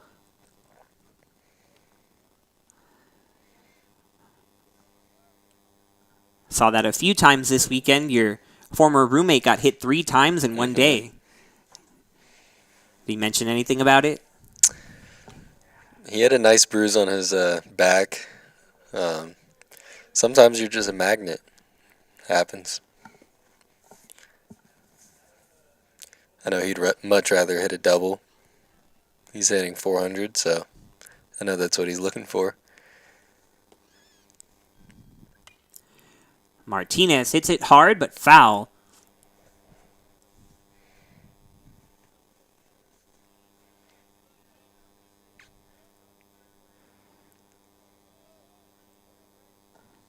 Schmidt trying to limit the damage here in the 5th. Ahead of Martinez 1-2. And a big breaking ball. But misses by a little bit high, so he'll do the 2-2 next. Schmidt coming in for Joel Thomas, who had a nice start, his first start of the season. And Schmidt able to get Martinez swinging on the changeup for out number 3. But the Saints do get a couple back on the Montejano 2-run home run. Tigers still up 8-4, though, as we're halfway home in San Antonio.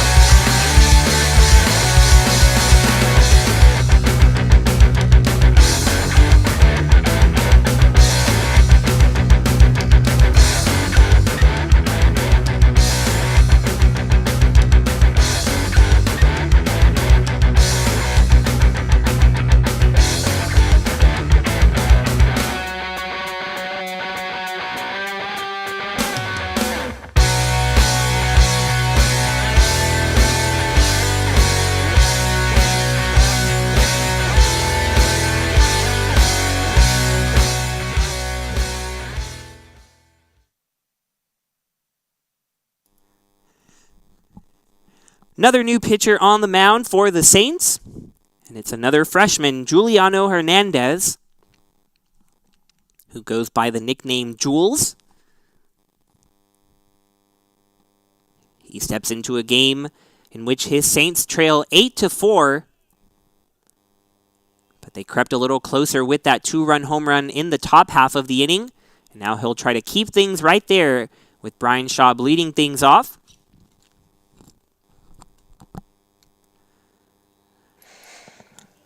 Hernandez, not from San Antonio per se, but some might consider it San Antonio. Boerne, Texas, a Boerne Greyhound.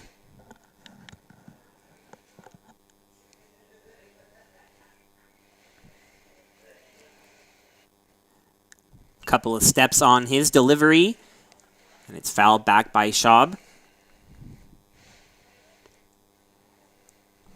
So Boerne, I-10, Jack. West. Made a few trips over there. Pretty cool landscape. They're doing a lot of construction over there, though. Very true. Always true. On I-10. And I-35, honestly. You'll pass Boerne as you drive to Kerrville to play Shriner.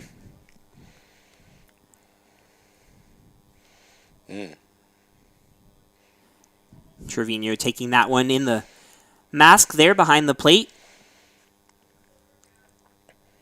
2-1 on the way to Schaub. It looks like it's coming hard out of the arm of Hernandez.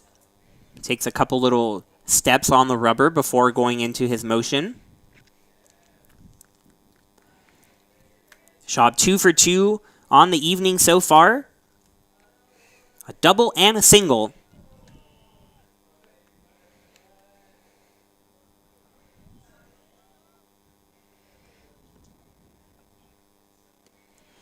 And this time Schaub draws the walk. So he'll reach base for the third time today. And it just feels like the stat that has to be mentioned every game since he is so good at drawing walks. Mentioned it over and over last year as he led the nation for most of the year in walks. This year not there yet, but he's not far behind Brian Schaub, 11th in Division III. With base on balls, he has 24 walks now. I expect that number to go up a lot throughout this year. But opponents might pay for doing that if Colt Harris remains behind Schaub. Sunday against Dallas. Jack Vonderhaar behind Schaub, hit a home run back-to-back. And then Pettit followed up, so putting power behind Schaub seems to be the thing to do to give him a little protection. Trying to catch Schaub there with the throw behind him from the catcher, but nothing doing.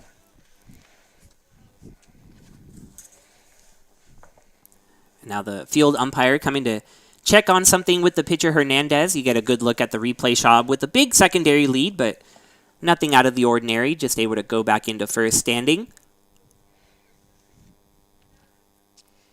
And a little bit of a delay here as the umpire seems to have come to tell Hernandez he has to maybe take something off that he was wearing. Seems to be the case, or maybe change gloves. Not quite sure what is the case here, but Hernandez walking back to the mound after going into his dugout to get something.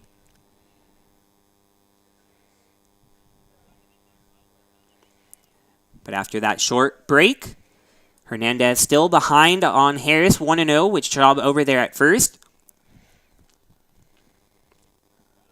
Runner going, Schaub, and he's going to be safe at second as the ball is dropped.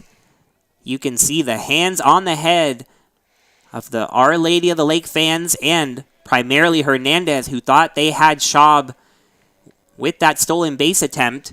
The throw in there, plenty of time, but then the ball just falling out of the glove there. Must be a tough feeling for a middle infielder. Yeah, I mean, sometimes you make a good pick and you go to make the tag and the ball's not there. Sometimes you catch it and they knock it out. It's definitely not a good feeling.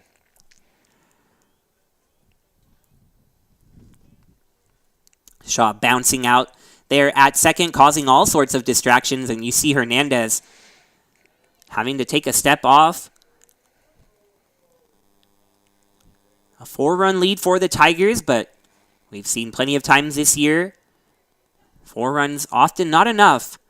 So the Tigers trying to add to it, and the Saints trying to keep them right there. So every run matters.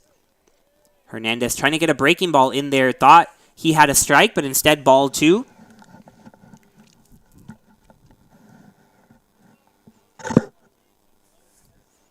You can hear some barking from the Saints dugout. The home plate umpire taking a look over there.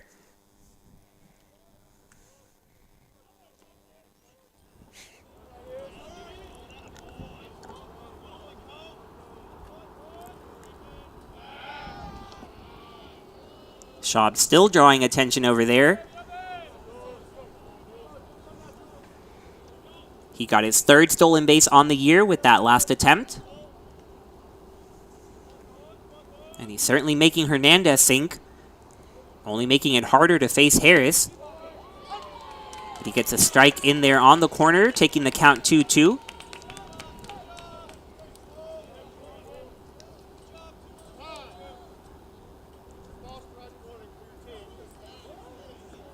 A ball strike warning for Our Lady of the Lake. And the home plate umpire will bring his teammate out there, the field umpire, for a visit. And Coach Agni told to stay back and let them converse. Not sure I've heard of a ball strike warning. Not sure what it results in. Maybe just saying if you argue balls and strikes again, you'll be thrown out. Might be the case.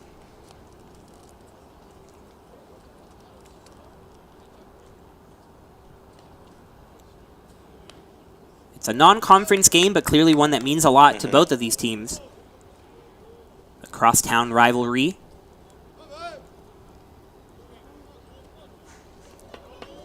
So after all that, 2-2 the count to Colt Harris. Runner at second, nobody out. Harris trying to get the first of those two runs back that Montejano got on the 2 RBI homer.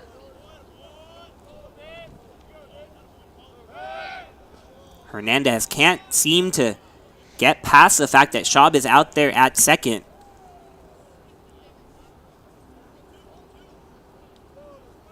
Would find it hard to believe that Schaub would try to take third, but I guess you never know. Hernandez finally delivering to the plate, and Harris fouling it off.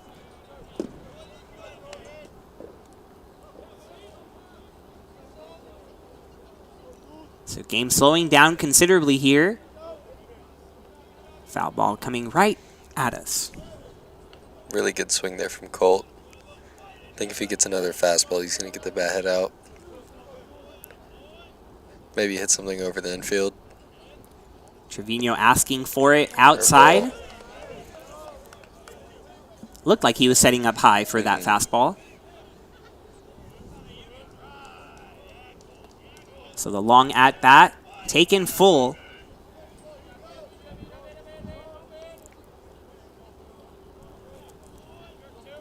Trevino putting his glove up high again. But it's an off-speed pitch in the dirt, and Schaub will move over to third after all. As Trevino unable to come up with that one, Harris will go on to first. And with nobody out, Tigers have runners at the corners. They try to build on this 4-run lead.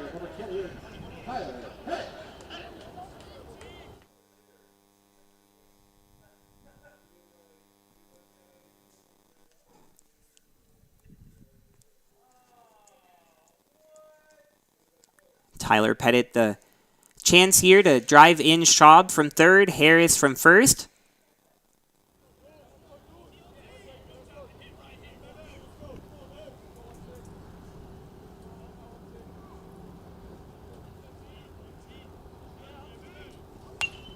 And he's first pitch swinging, put a good swing on it, but sends it foul to the screen.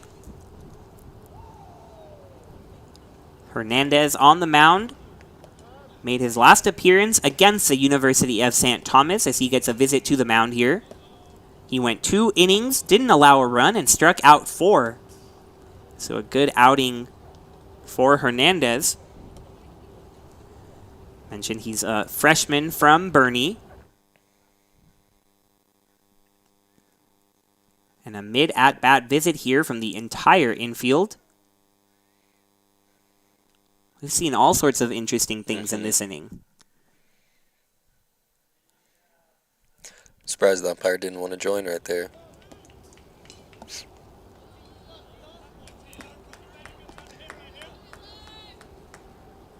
Already made one visit out there. It's because Tyler's at the plate, so he can just tell him what he needs to say there. Right. Pettit with runners at the corners. More checks on the runner over there. Colt Harris at first. So perhaps that meeting on the mound to discuss what to do if Colt takes off with the runner on first and third. We've seen that scenario arise in the past couple of series. Dallas deciding to throw straight through to second. Another check there. Remember that Southwestern a couple of times, pretty curiously, also throwing to second with the runner on third, and it resulted in a couple of runs for the Tigers.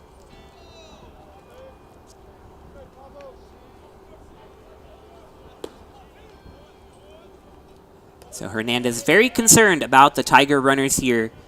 Just one pitch made to Pettit, and the second one crushed up the middle for a base hit. Straub will score easily from third. Harris moves on to second, and the Tigers lead 9-4.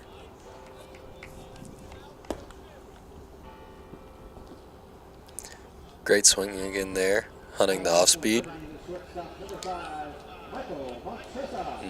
With two hands this time. Two hands this time. That's why it wasn't a home run. Yeah. If he swung with one, it would have hit the bell tower out there. Luckily, no thrown bats today from Pettit. Every now and then he lets one go, but maybe that's why he had two hands this time.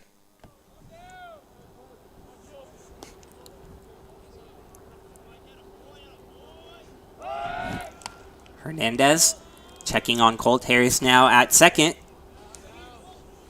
He's paying a lot of attention to his runners. Certainly very worried about these runners, and there's been a lot of them for the Tigers. Trinity now up to 11 base hits on the evening. They've resulted in 9 runs, and the runners on base will get to move up 90 feet. Another wild pitch from Hernandez. Harris moves on to third. Pettit to second, and Montreza will look to drive in two.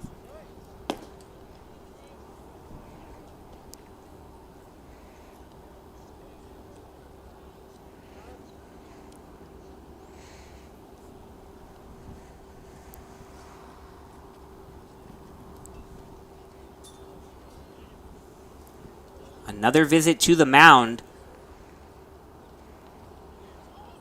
This time from the coach. Last one was from the infield.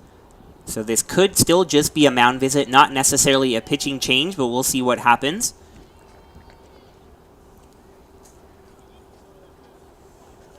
It seems, from what I have been told, that the Spurs are leading, the San Antonio Spurs. They're in the mix of the play-in tournament as well, Jack.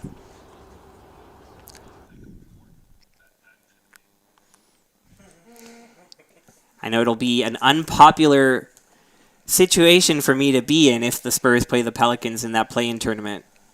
Not sure how I'll get through it. You only have Wiz and Brolic to worry about. And the entire city of San Antonio. And my family, who's all Spurs fans. Really? Yeah.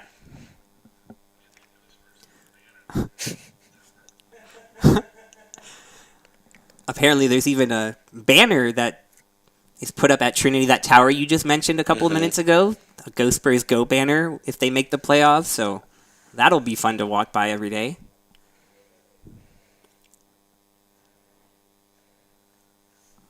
We'll get through it. Just like the Saints are hoping to get through this inning by changing pitchers. Another San Antonio native, why not? One of 14. We continue to highlight the locals. Zegan Farley from Marshall High School. He comes into a pretty tough spot. Runners on second and third. Michael Montreza, someone you also know well. You play the same position. You were in the same hitting group. We'll get the chance to drive in a couple.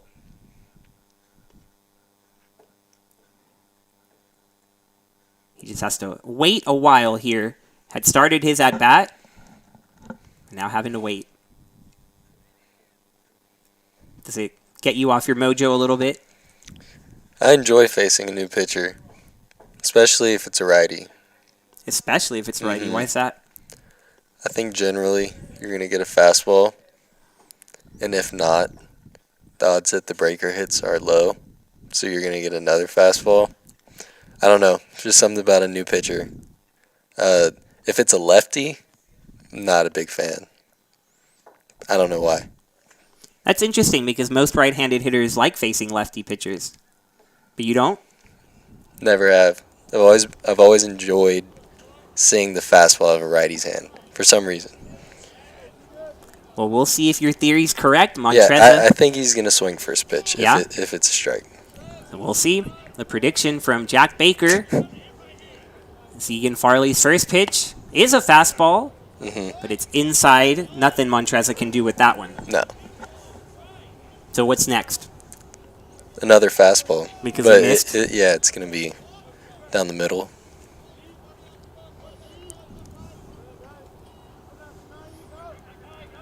Probably a nice swing up the middle here.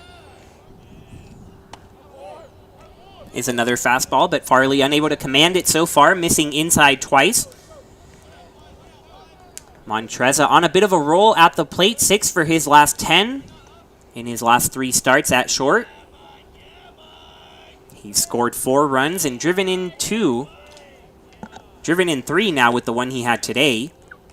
And a 4-pitch walk to Montreza as Farley comes in and throws fastballs but can't command them. That's the worst. New pitcher and then take 4 straight. So now Jack Peterson, what do you think he's expecting? Fastball. Has to be fastball, right, to get a strike. Haven't thrown a strike yet.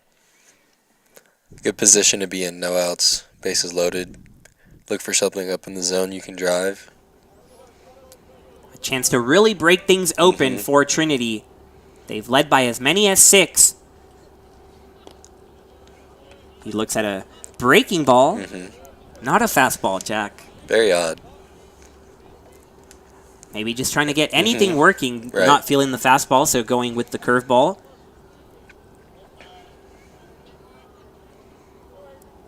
But still yet to throw a strike. Throws a strike there, and it's grounded to first. Martinez able to get the force out at home. Peterson will be safe at first, but the best case scenario so far for the Saints as they keep the bases loaded, but now 1 out as Peterson switches positions over there at first with the ground out. So he went with the fastball, got it on the outside corner, and Peterson grounding it right to Martinez.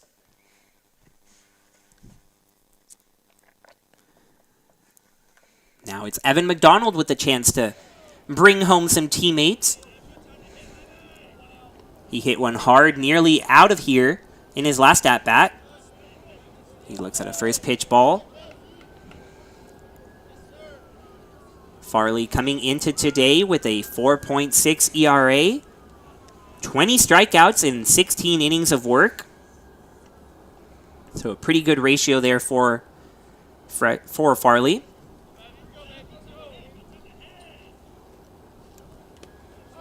Right here, another ball in the dirt, blocked by Trevino.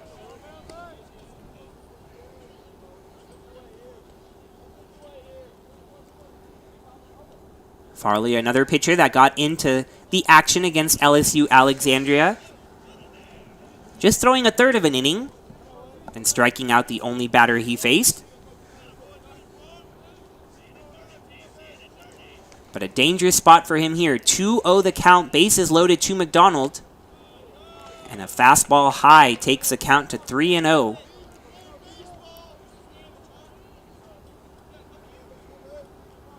You might imagine, with the lack of control from Farley coming out of the bullpen, that McDonald might want to wait on one, but you also could see his power coming into having a green light with the 3-0 count. But it won't need to happen as a 4-pitch walk to McDonald will walk home a run. One by one come the runs for the Tigers here in the 5th, and the lead back up to 6. Bases loaded walk, maybe not the most fun to do, but at least you're driving a run. You did a job. It was an easy job. You did one. I think Ezra's looking to do something big here.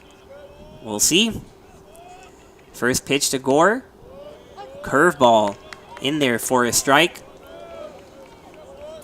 Looked like much better command there. So we'll see if Farley, after seeing that strike, can keep things going.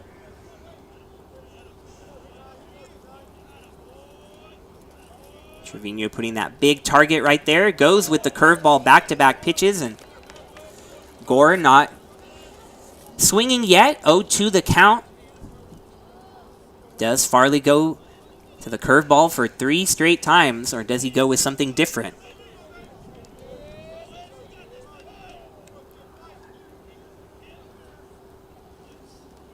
He does go with the curveball, but this one gets way away from him, and it'll result in another run for the Tigers. Trevino unable to block that one, and Montreza will waltz on home from third. Trinity up 11-4, and 2 runners still in scoring position for Ezra Gore. Just 1 out in the bottom of the 5th.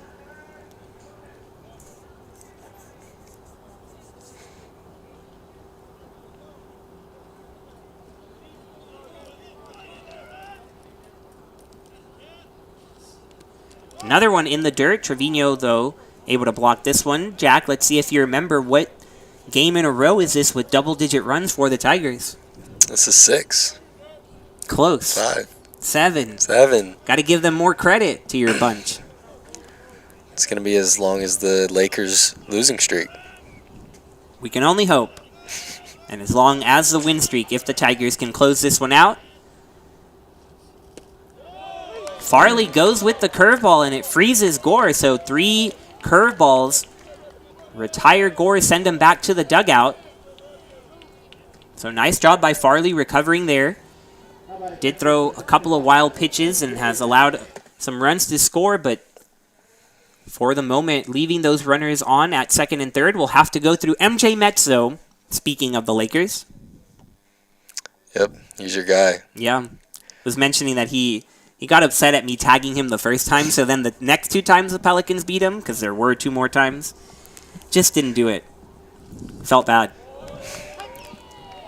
I mean, when you get a reaction out of someone, sometimes you just got to keep sending them, you know. I like to poke fun at him. They have LeBron, they have AD, but they blame it on the injuries, and it's not. They just can't play, you know. It's quite the interesting roster. A Laker fan pops it up. We'll go foul, get another opportunity. Carmelo Anthony, Russell Westbrook, Dwight Howard.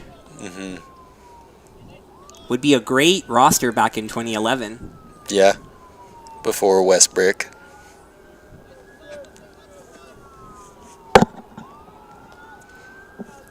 But Mets trying to put that to the side and focus on the task at hand. He's behind 0-2, but a chance to break through. He'll go down looking, though. So the 3-4 hitters for the Tigers, Ezra Gore and MJ Metz, go down on 3 strikes. They strand a couple. But the Tigers add on to their lead. They score 3 runs on just 1 hit. Lots of walks in this inning.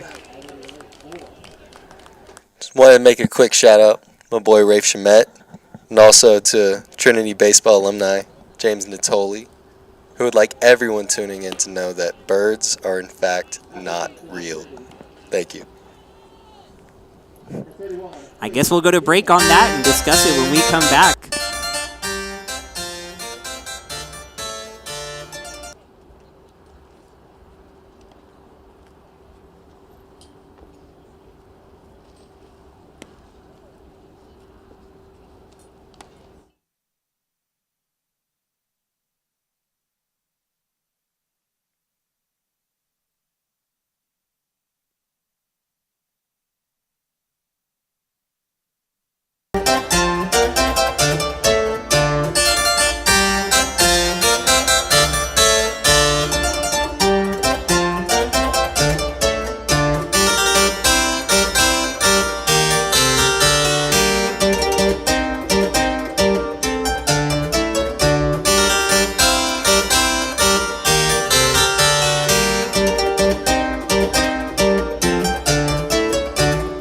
So we left to break with another hot take.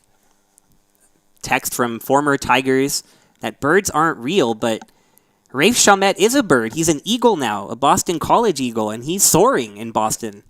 He hit a home run just a few days ago as he transferred from Trinity and now plays for the Division I Boston College Eagles. So how could you say birds aren't real? I mean, you've seen them recharge on power lines.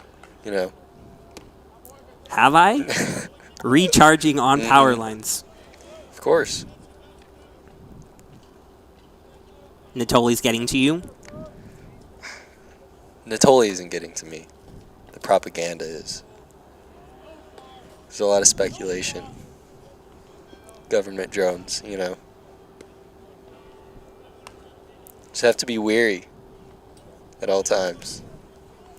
No, but you're right. Rafe Chalmette is soaring. He is. He's hitting 310 for It's Boston inspirational. College. Love to see it. Yeah. So awesome. You got to play with him last year. Was your freshman year? What was it like to play with Rafe? It was really cool. Just see someone go about their business, you know, lock into a game, bring that mindset every day. He was a great role model for me. Great to see him doing well in Boston College. He hit 367 in his career here at Trinity over 5 seasons. He hit 406 last year. So we talked about Colt Harris hitting 400 and how amazing it is halfway through the season. Rafe able to do it for the entire year.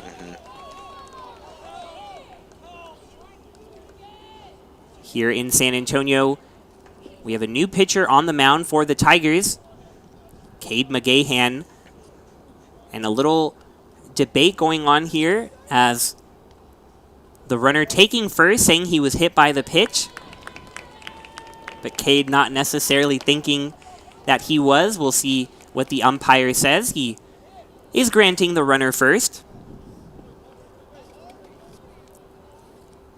And not only the new pitcher on the mound, but the new hitter, Clark, hitting for Betancourt.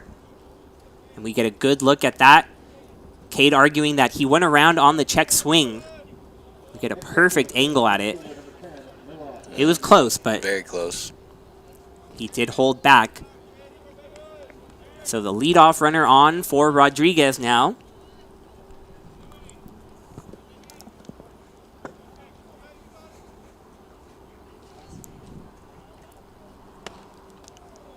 And another pitch inside will draw a visit from Tyler Pettit to talk to his pitcher, McGahan.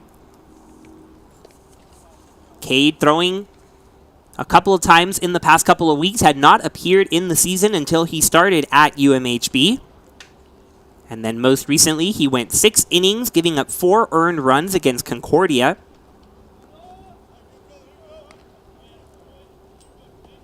That Concordia win right in the middle of this 6-game win streak, and Cade doing a nice job passing the baton then to Harrison DeRoe and wrapping up that victory here. A hard hit ball. Harris onto Montreza, onto Metz for a double play. And Metz fired up there. A rocket to second, but Colt not only doing it offensively, but the defense showing up from these middle infielders. A 4-6-3 double play. Gotta love that, Jack.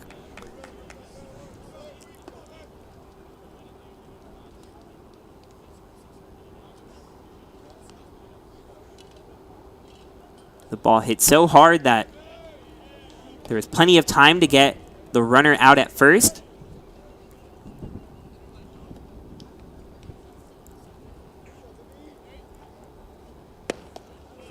And McGahan feeling a lot better after that double play. Gets ahead 0-2 on Tyler Vivier.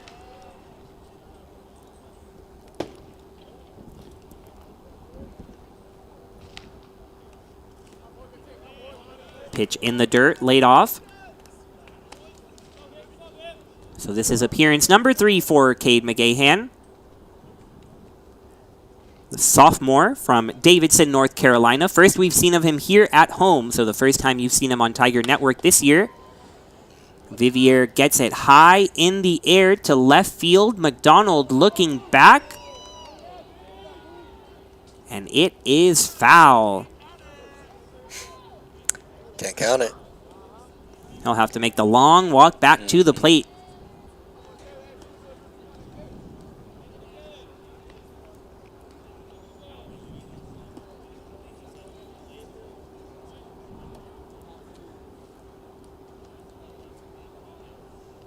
Vivier was trotting down the line thinking he might have had a solo blast, but he'll have to walk it back.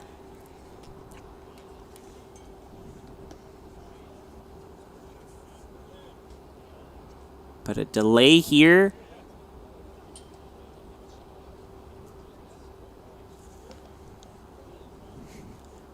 The Saints dugout maybe trying to argue if it was fair.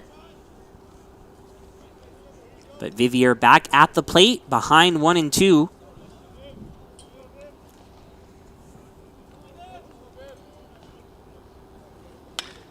And he'll just do it again and leave no doubt this time. And you hear the roar from the Saints dugout. What a sequence of events here. A near home run on the foul ball. Vivier had to walk back, and so for good measure, he keeps it fair this time.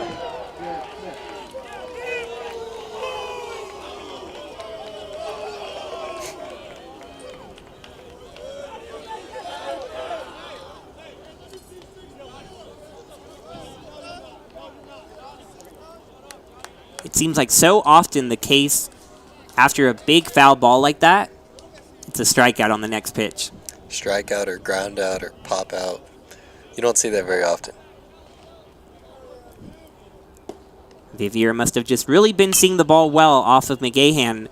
Smith trying to follow it up on the next pitch, but he grounds out to short. Montreza gets him easily at first, so the third out of the inning is recorded, but the big blast from Vivier gets the Saints a little closer here in the 6th. The lead is 6 for the Tigers as we head to the bottom of the inning on Tiger Network. Trinity 11, Lake 5.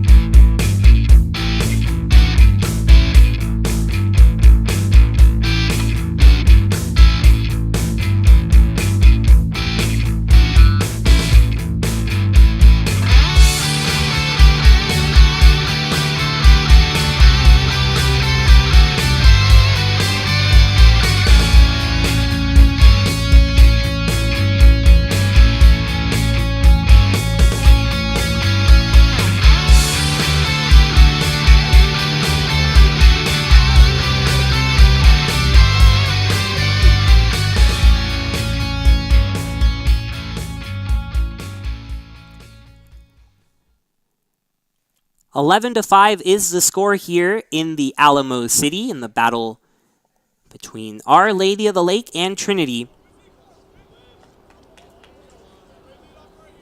Jack Wisniewski to the plate, 1 for 3 on the evening. And we hinted at it earlier, but Jack Wisniewski is not wearing batting gloves. Jack Baker, why did he wear gloves the other day? Do you know? I haven't gotten to ask him yet. It's a big surprise to me. He's generally a no batting gloves guy, so it's a staple look. Maybe just a switch-up thing. Maybe he felt like he needed to switch something up, but he's back to Wiz, so it's good to see.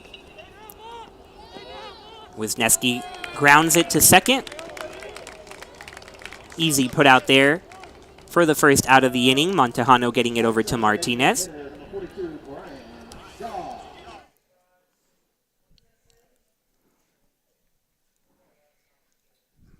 Brian Shaw will try to continue his perfect day at the plate, 2 for 2 with a single and a double, as well as a walk.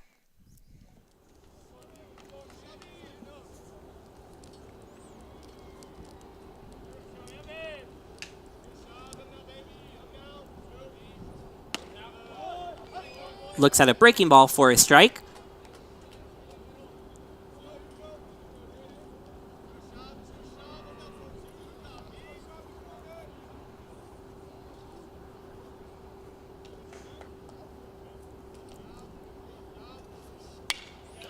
And he lines it to left field this time, and that's going to get down for a base hit. So 3 for 3 now is Brian Schaub. And he's gotten a hit to each direction of the field. He started out in center, moved it over to right, and now back to left field, which he's so familiar with. Can do a little bit of everything. Very impressive. You can tell he has a very simple approach today.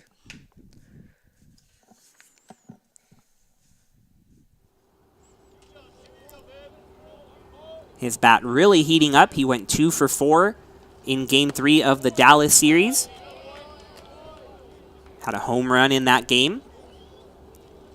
And now 3 for 3 against the Saints.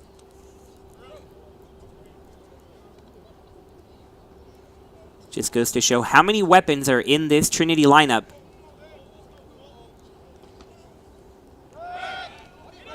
Farley trying to check on Schaub, but instead throws it away past the first baseman Martinez. And boy, have we seen our fair share of pickoff attempts today.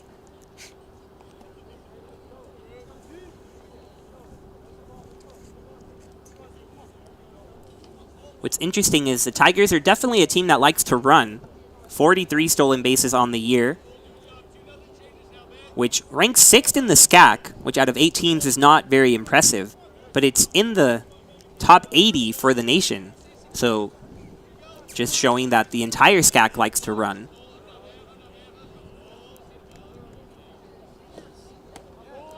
Yeah, recently we've been trying to hit and run more. But we're a big hitting team, so I think our running gets like washed over sometimes. Someone will steal and then there's a hit, so they don't get the steal, but they'll advance or whatever. But yeah, maybe we should start stealing more bags.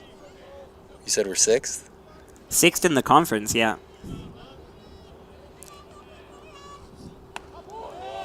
Colt Harris lays off a breaking ball close. Saints dugout thought it was a strike, but the count 1-2.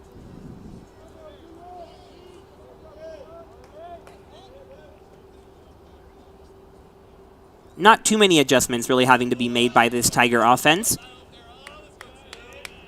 If they keep it up, they might start averaging double-digit runs. They're already almost there. Harris grounds it over to second. Good job moving the runner there, especially with 2 strikes. Almost giving yourself up, you know, being unselfish. Great job. Especially with all the wild pitches and pass balls we've seen today, even though there's 2 outs, having that runner on third, putting a little bit more pressure on the pitcher and the catcher. We'll see if Pettit can come through with a 2-out knock. 2 for 3 on the day, including a home run. Farley goes with the curveball to start off the at-bat, misses low.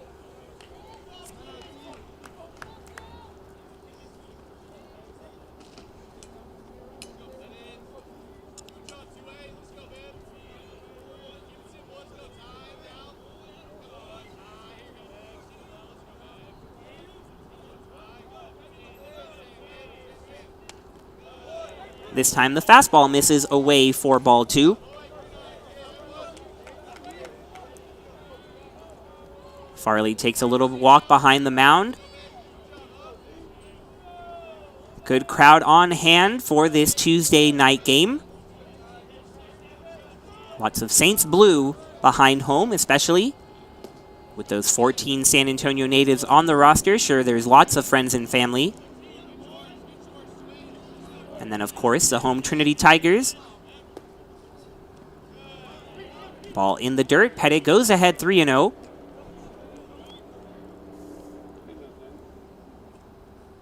Don't forget that there's plenty more home games to come in these next few days. Friday and Saturday, St. Thomas comes to town. 1 game on Friday, doubleheader Saturday. And then another Tuesday night game against Mary Hardin Baylor right here at Trinity. And as we speak, the home plate umpire sending Tyler Pettit to first base on the 3-0 count. The runner stays at third, so it's not anything to do with the pitcher on a balk. Any ideas, Jack? Either intentional walk call from the coach or the pitcher, or I don't know. It's kind of awkward. We've seen some interesting things today. Mm-hmm. But you never know what you're going to get at the ballpark. That's why we encourage you to either come out and support the Tigers or keep watching on Tiger Network. Montreza Oh boy. belts one to left field, and it'll get down for a base hit. So his hot hitting continues. 12 runs on the board now for the Tigers. But if you tune into Tiger Network, you never know who's going to join. Today we have Jack Baker not playing, so saw him right before the game and just popped into my mind, hey, you want to join the broadcast? Luke isn't here today. Miss Luke Terry, but it's been fun having you so far. I hope you've enjoyed yourself. It's been really cool. Thanks for having me. Yeah, of course. Very fun to have guys from the team join us. We've had the starting pitchers the last couple of games come and talk about their outing. So we started with Corey Cater and then Sammy Conti. Joseph Shavana joined us this past weekend. So now we're going into the position players. Like we said, we hope to see you out on the field back soon. But you're welcome anytime. I'm excited to get back out there. So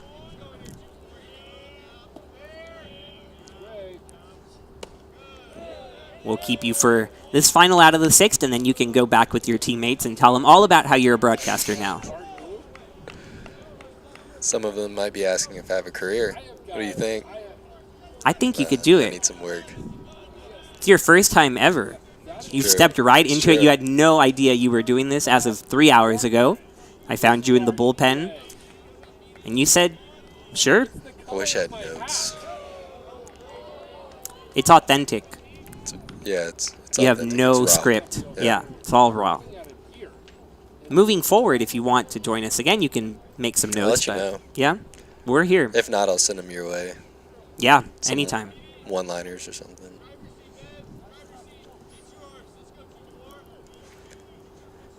Might be some videos in the works that you could be involved in. You never know. Always got to keep the content fresh here on Tiger Network. Never expected Las Palapas and Rice to be so heavily featured on the broadcast, but you never know what you get when you ask a couple of questions. So we're trying to come up with some fun, creative stuff to ask these guys and keep telling you the story of Trinity baseball. And it's been a great story so far this year and so far tonight. 12 runs already on the board for the Tigers, and they're looking to add even more. They just don't want you to go, Jack. They keep getting on base. Peterson reaching base for the first time today with the walk. Next up, the left fielder, number 34, Evan McDonald. We'll see what Evan thinks. He hit that ball hard to left earlier. Maybe he can get a good pitch to hit here. Bases loaded. Great time to hit.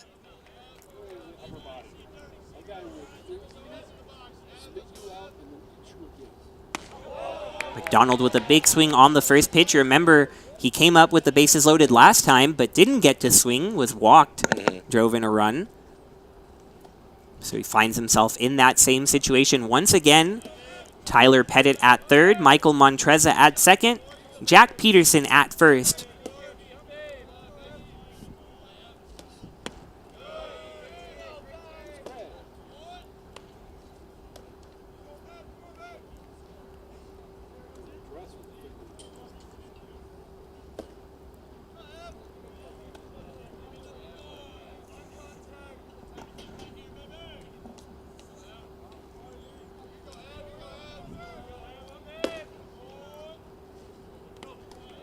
One to McDonald, a breaking ball in the dirt that he lays off.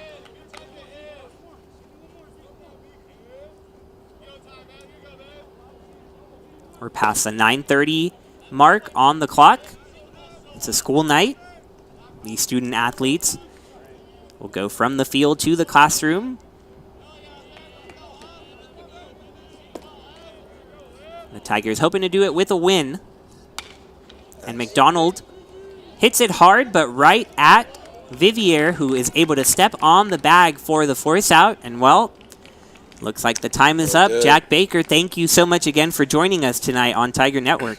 Thank you for having me. It was awesome. Yeah, you're Appreciate welcome. it. Welcome anytime. So we'll take a break on Tiger Network, and no more Jack Baker after the break. We'll figure something out.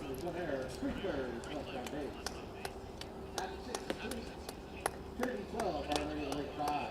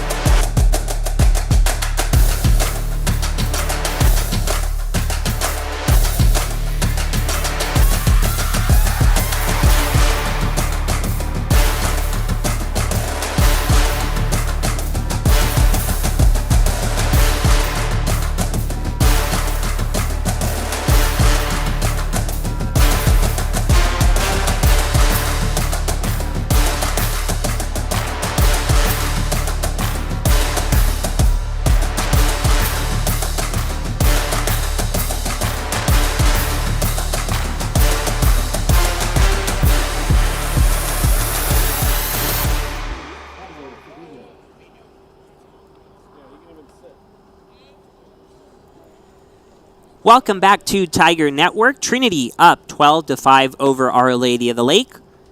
If you've been with us, you've heard Jack Baker, shortstop, second baseman for this Trinity baseball team, not dressing out today, a little bit hurt. So saw him, asked him if he wanted to join, and he was kind enough to do so, but he is now back to the dugout. So it's just me here with you. Luke Terry unavailable, but he should be back this weekend. But I will be here to take you through the rest of this game, and it's been a good one for the Tigers. It's the home plate umpire nearly bringing his arm up to ring up Trevino. But he had second thoughts on it. Decides that the count is 1-2. McGahan coming in from the bullpen. He's the third pitcher that we've seen from the Tigers today. Joel Thomas getting the start. He went 4 innings, gave up 5 hits and three runs, one of which were earned. He struck out 7 Saints, which was very impressive. His changeup was really working, especially tonight. McGahan this time leaves no doubt about the third strike. Trevino walking back to the dugout. McGahan replacing Jack Schmidt, who came on for an inning, gave up a run, struck out 2. And now the sophomore from North Carolina on the mound.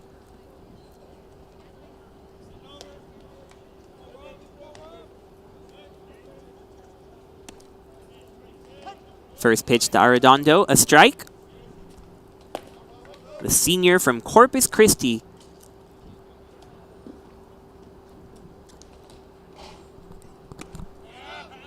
Looks at a second consecutive strike here.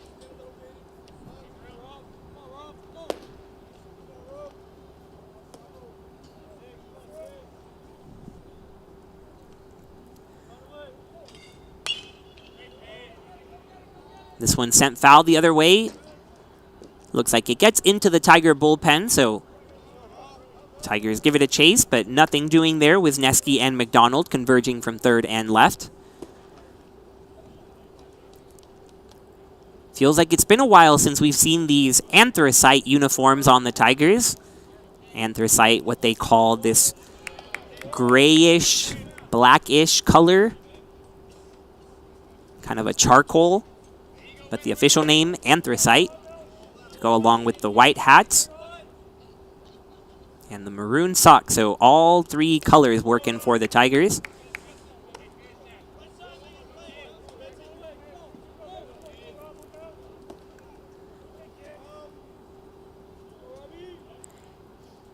I've been told by some players on the team that they just refer to them as the pajama pants uniforms. That's why you see so many of them wearing the high sock look today, trying to roll up those loose pants and wear them at the knees, and you see that from McGahan.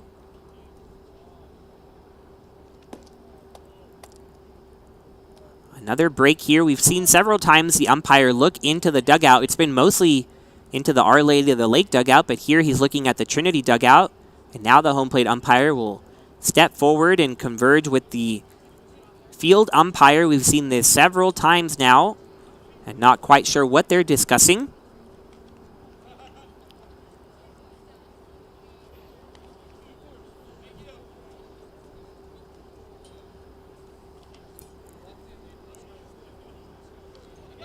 Looks like that San Antonio Spurs game getting a little closer, 80-73 in the third quarter, as the Lakers and the Pelicans respectively tip off right now at the 9:30 hour. Big day around the NBA, big week. But for baseball fans, the excitement, opening day this week. Arredondo flying out to left, and it's going to get down and to the wall. He is hustling and will get into second with a double.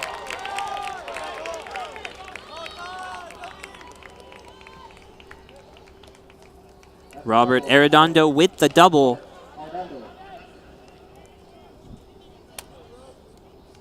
Next up, the second baseman, number 15, Jacob Montejano. Now Montejano will look to repeat something similar to what he did last time up, when he absolutely demolished a ball for a home run to left, and it came right on the heels of a home run but foul. And when Jack Baker was here, we talked about how often we see a home run that goes foul followed up by a strikeout or just a weak ground ball, but Montejano really proving his power and sending it over the left field wall.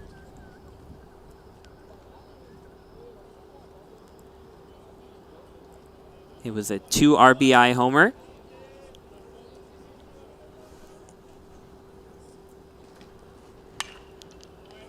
And it looks like we have another surprise. They just keep on coming here. Another special guest on his way, Josh Muchigemba. Welcome back. Oh, I thought this game would have been over by now. 3 hours and 43 minutes into it, and we're only in the 7th. I blame you. What did I do? I don't know, you're the only one calling the game the whole time. Jack Baker was here. Why not him? Why is it not his fault? Well, Jack's not here now. But a very slow Tuesday night game.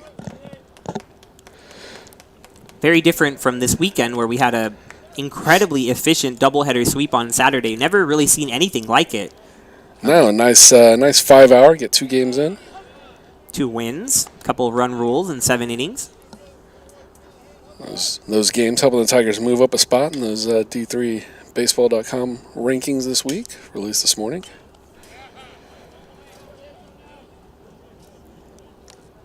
Number 21, my favorite number.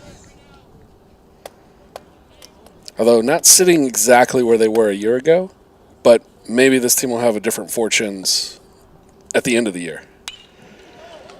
Certainly hope that is the case as Mitchell connects with one and sends it to the wall in right center. Mitchell will be standing up with a double, a couple of hard hit balls for the Saints in this inning. But you bring up those results from last year. Trinity losing in the NCAA Regional to Johns Hopkins and then Aurora. So a quick exit in that regional.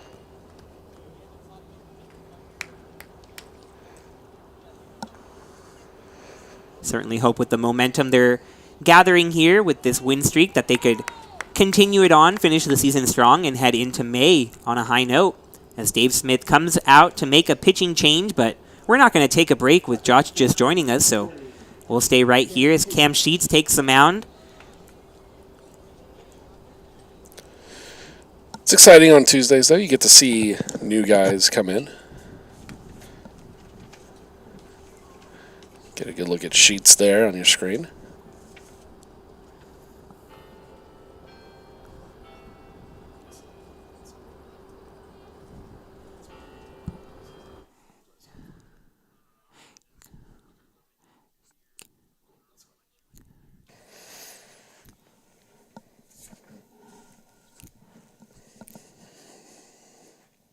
Cam Sheets will come into the game for McGahan, but to your point about guys getting the opportunities on Tuesday nights, Cade McGahan had not appeared this season until he got the start on a Tuesday night game against UMHB.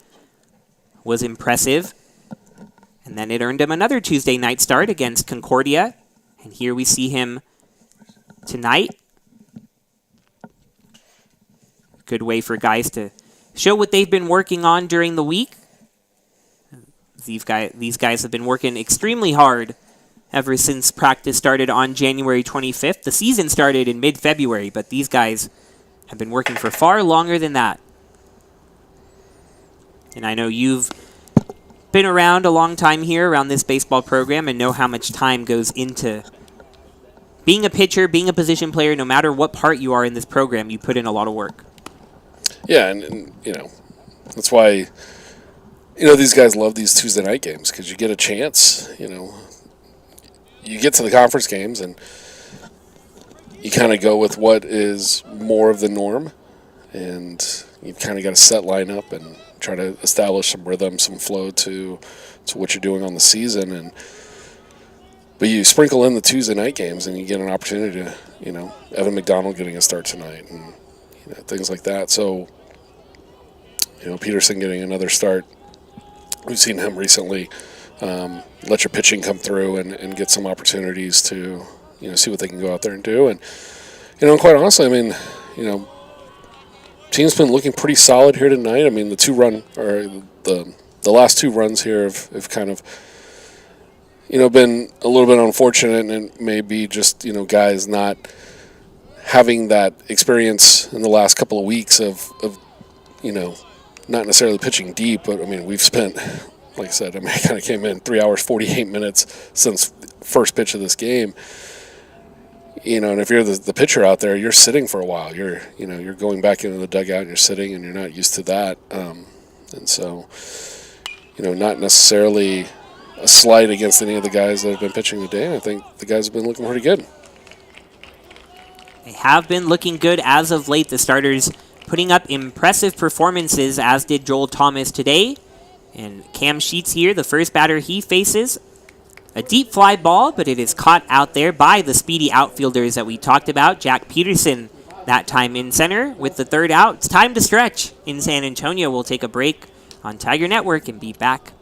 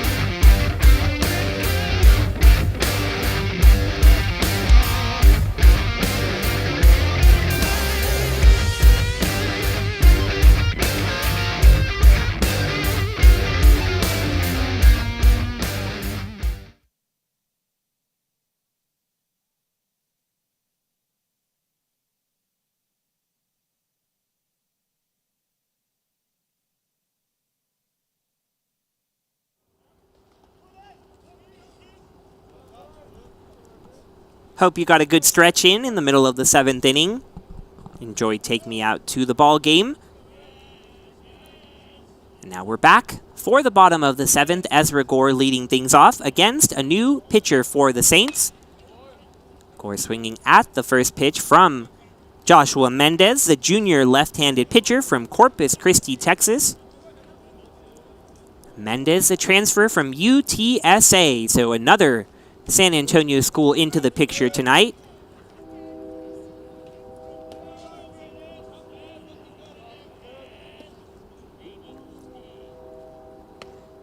Mendez misses outside with that one, so we now have the west side represented with Our Lady of the Lake. We'll call Trinity downtown. It's close enough to the center of the city. And then UTSA representing the north side.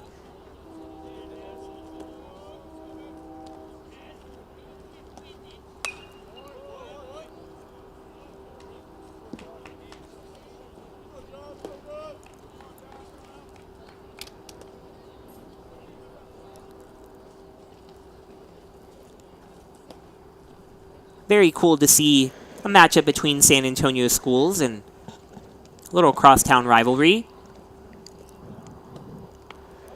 Gore swings at that one in the dirt. He'll run to first and force a throw, but he'll be thrown out. And talked a little bit about it earlier in the broadcast. The Tigers 6-2 all-time against Our Lady of the Lake. In years past, actually playing the Saints twice a year. So with the Saints developing that baseball program in 2014, taking advantage and doing this little west side versus downtown matchup. Yeah, Saints had the better of us just, 3 years ago, tossing a no-hitter through, I believe it was 7 innings, against a Tiger team that was doing very well at the time. As Met steps in 2 for 4 today. It's go ahead. I was going to say, a lot of teams here in San Antonio playing pretty well. I mean, Tigers ranked 21. UTSA looking pretty solid so far this year. St. Mary's UIW, always competitive. And then just up the road, San Marcos, you've got Texas State making waves in the D1 national poll. A lot of pretty solid baseball here from some of the smaller, less known teams in the state of Texas. Of course, you got your A&M, your UT, and Texas Tech is Baylor. Is everybody, Rice, fully aware of, but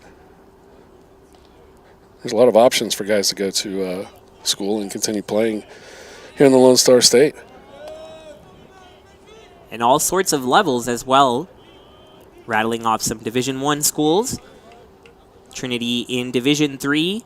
And Our Lady of the Lake in NAIA.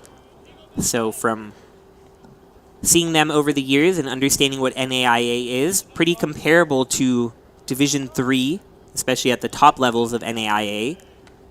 Maybe even some of the Division II schools at the highest of the high levels of NAIA. So really good matchup for the Tigers. Coach Scannell saying that this is always one of the tougher teams for Trinity.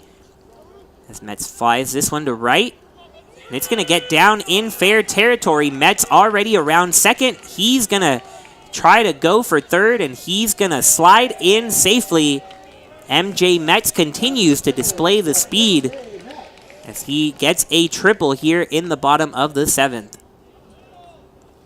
Yeah, this one just hung up, and I thought it was just going to continue to hang and carry as you see it just getting down around the warning track. Very similar to Christian Holloway's opposite field home run over the weekend. Just we're seeing a lot of right-handed batters here for the Tigers the last couple of days, going the opposite way with some power. You got to love the approach, taking it the other way. And talking about the competition that the Saints provide. It's a good measuring stick, especially for what we're going to see this weekend against St. Thomas, as Our Lady of the Lake actually beat St. Thomas 7-6 and 12-2 last week. So kind of get an idea of the level of competition that might be coming into San Antonio. And not only this past week, St. Thomas playing Our Lady of the Lake, but for Tiger fans who have kept track of things across the sports seasons might know that St. Thomas transitioned from NAIA to D3, and they're coming from the Red River Athletic Conference, where Our Lady of the Lake currently is. So very familiar foes between these two. Yeah, and over the years, you can say, like, one of the big things I'll say about both Our Lady of the Lake and St. Thomas, as we'll see this weekend, I feel like both teams can be very scrappy when they need to be. And they've got a lot of talent that buries themselves deep down into those rosters, especially because we usually see these types of teams on Tuesday nights, or at least Our Lady of the Lake, we see them on Tuesday nights. So we'll see, you look at the lineups and you try to piece together how the opponents are based off of their stats, and it's like I don't have a lot of information based off of the stats, but then the guy comes up and he's, fouling off pitches, having a 10-pitch at bat, doing what he needs to do, or you see guys that get put into defensive situations, laying out for balls, and making fantastic catches. So, teams that play hard, really give us the opportunity to see what I would say is probably comparable talent-wise to kind of a mid to upper level, ranked type of Division III team. Yeah, and speaking of deep rosters, Trinity having a big roster as well that they try to utilize everyone on. And right there, pinch hitter Trey Verver coming off the bench for his first at-bat of the evening, striking out. So Mendez getting that second out of the inning, but Verver coming in there for Jack Wisniewski. And an example of the differences of experience here. You've got the super senior and Wisniewski replaced by the first year, Verver. And now Schaub up, trying to keep things going. Has a runner on third, 2 outs, but it's been a fantastic evening for the former Spider. A double, 2 singles, and a walk. And he's come around to score all 4 times. Yeah, seeing the ball well, and you see that on base plus slugging, almost near 1,200, and he's finding ways to get on base, walks, hit by pitch, and then when he does make contact, you see the double to start the game. Those 2 singles, I think, are actually rare. I wonder how many times he's actually had 2 singles in a game, because I bet it's not very many. Because normally he'll have 3 or 4 hits in a game, but majority of them he'll go 3 for 4 and have 2 extra base hits in that whole span. So we'll get our stat guy on it, Josh. And a nice breaking ball here from Mendez to retire the side. Schaub will go down looking. Didn't like the call. I think he might have felt it was down. The replay looked like it showed that might have just caught that corner, and Tigers still up 6. Still up 6 and a couple innings to go. You get a look at that replay you mentioned. Mendez trusting the curveball, maybe a little low, but a nice job by Trevino to frame it at the bottom of the zone. So Cam Sheets back on the mound after this break on Tiger Network.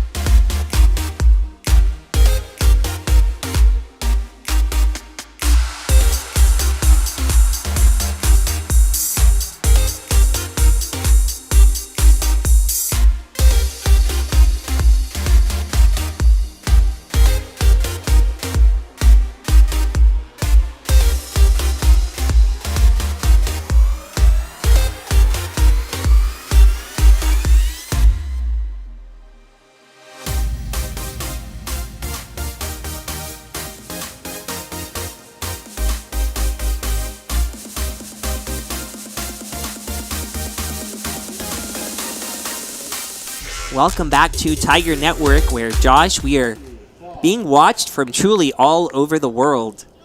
We love the engagement in the chat. We've been wanting it all year, and excited to see Greg Bin, I believe Alex Bin's father, who's been watching us from Suriname, the smallest country in South America. So yeah. Hello to Suriname out there. Yeah, I mean, it's one of the great things about being able to stream the games out. I mean, you get access pretty much wherever you are, and as long as as long as YouTube's not blocked in whatever country you happen to be in, I think you're going to be in pretty good shape to find the Tigers here on these random Tuesday nights, and also when we get back into conference play. So fantastic to have everybody tuning in, and we really appreciate it. Absolutely. It's so great to know people are tuning in. It was really fantastic this weekend, especially. It seemed like a lot of parents were in town and got to meet a lot of them and hear that they love hearing us on the broadcast. So much appreciated. Hope y'all always enjoy the broadcast. I know we certainly do.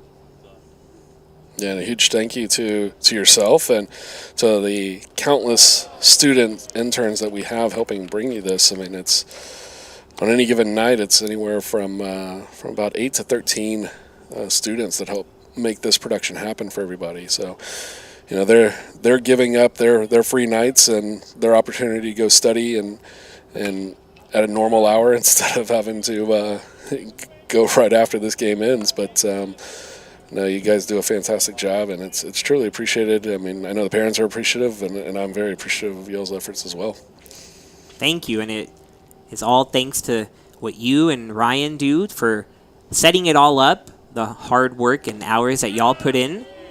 But like you're mentioning, so many people that go unseen. I mean, all these camera angles that you get to see where you get a close-up look at the pitcher, at the hitters. Those are all people maneuvering those cameras. There's people switching between the cameras in the control room, showing you the replay. So everything that you see and enjoy is because of someone working right here with the big base hit to left, and scooting on into second is Clar with the double.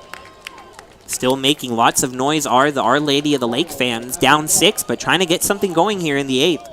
Clar on board for the second time today. Had a hit by pitch. First at bat, an inning, 2 innings ago now, back in the 6th, and roped that one. I thought for a brief moment he got that one up into that jet stream there, and that one off the upper part of that tall wall out in left field.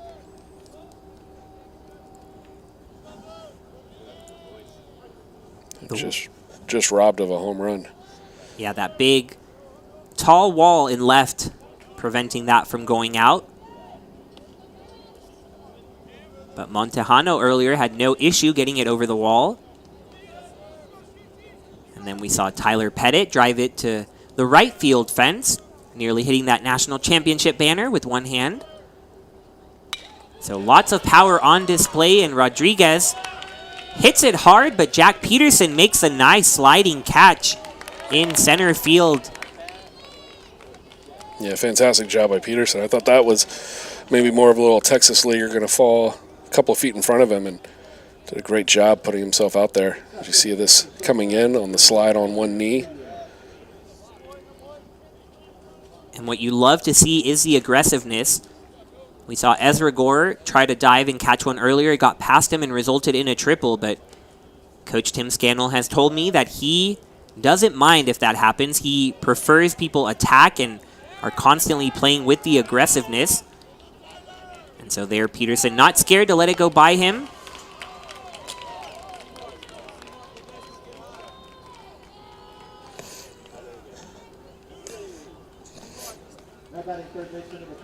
The runner able to move up to third on the fly ball to right field, nearly getting him on the cutoff throw to third.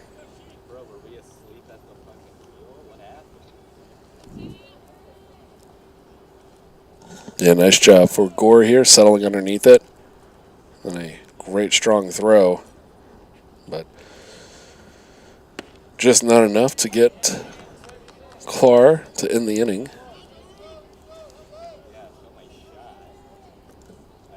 Two down now here. Runner on third.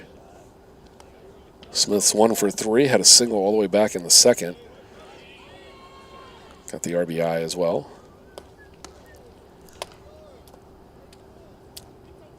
From Baytown, Texas, home of Ray Lynn, country music singer. Don't ask why I know that so quickly.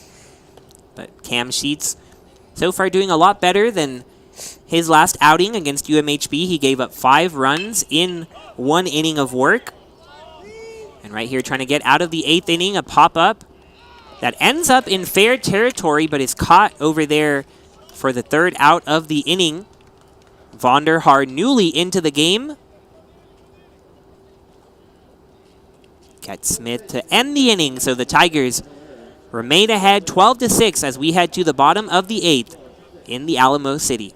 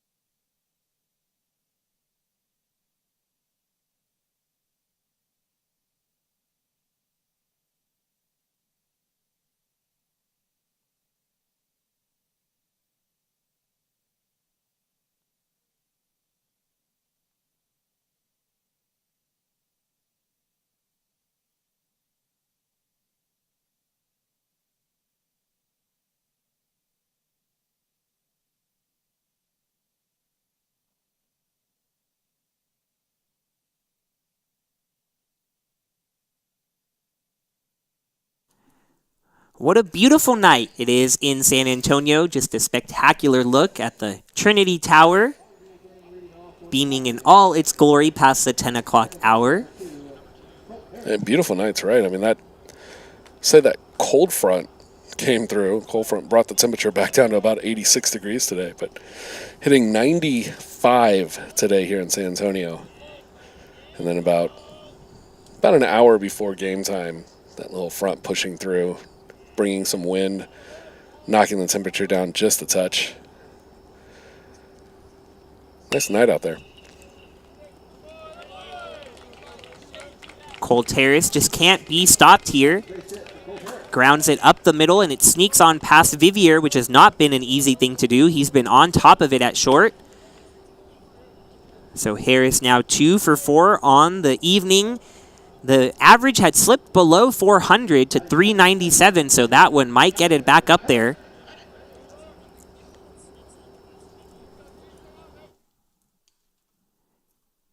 Now Tyler Pettit back to the plate. He's had a great game here at the bottom of the lineup as well.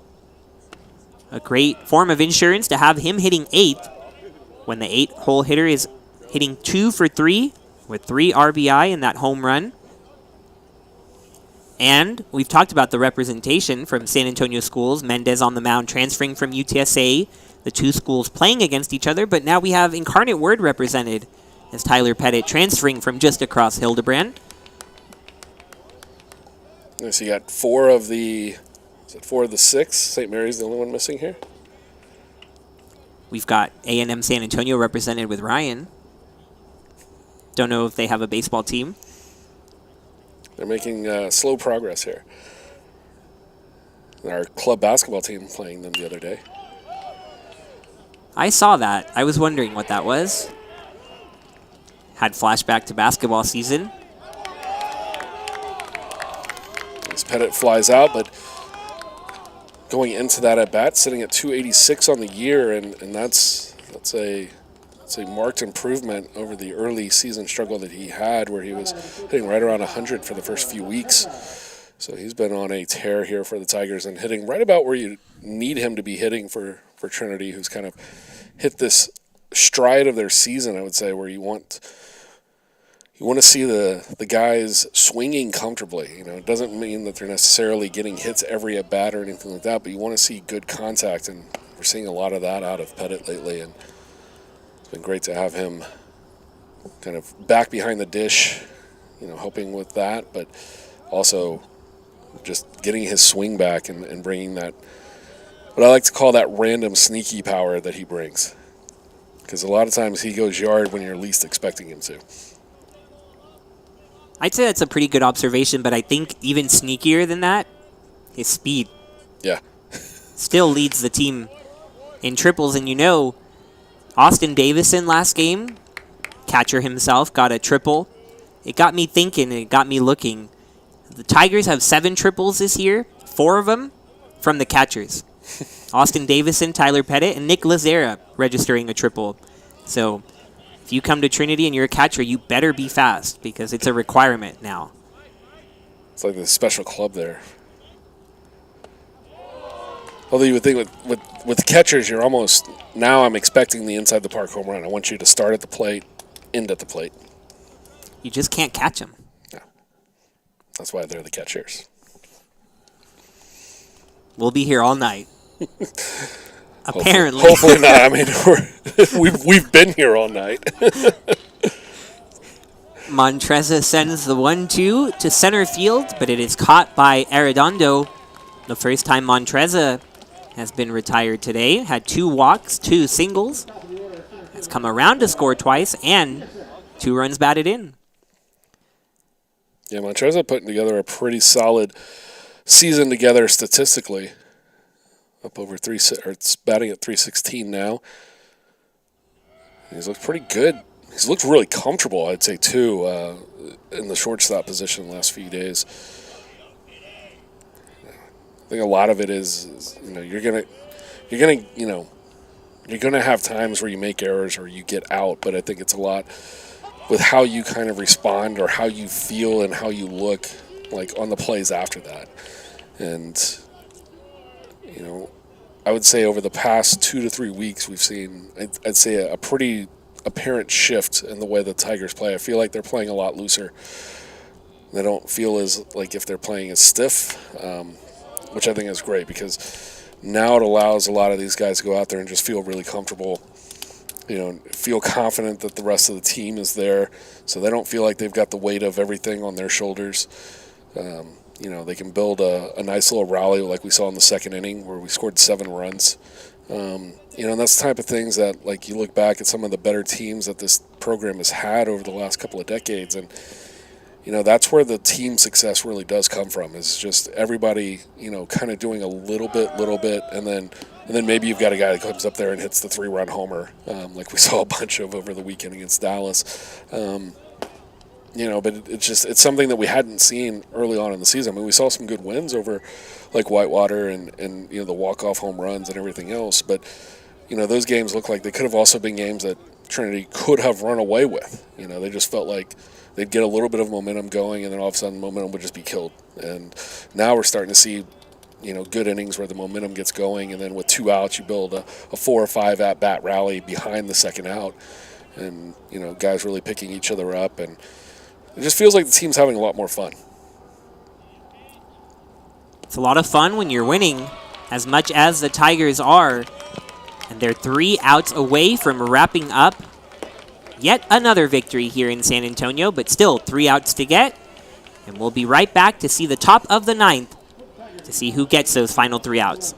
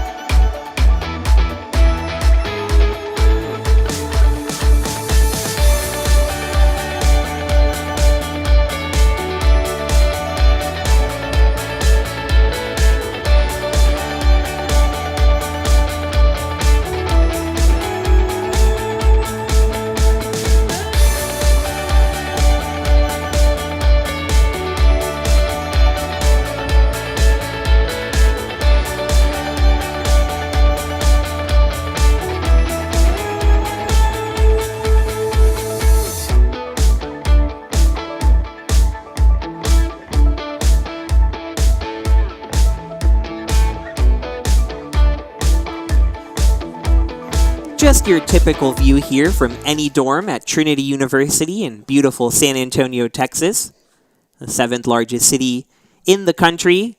We're just about a mile from downtown, and you get to see the Tower of the Americas, the beautiful hotels downtown, and nothing says Viva Fiesta than that picture and a Tiger win over a San Antonio rival.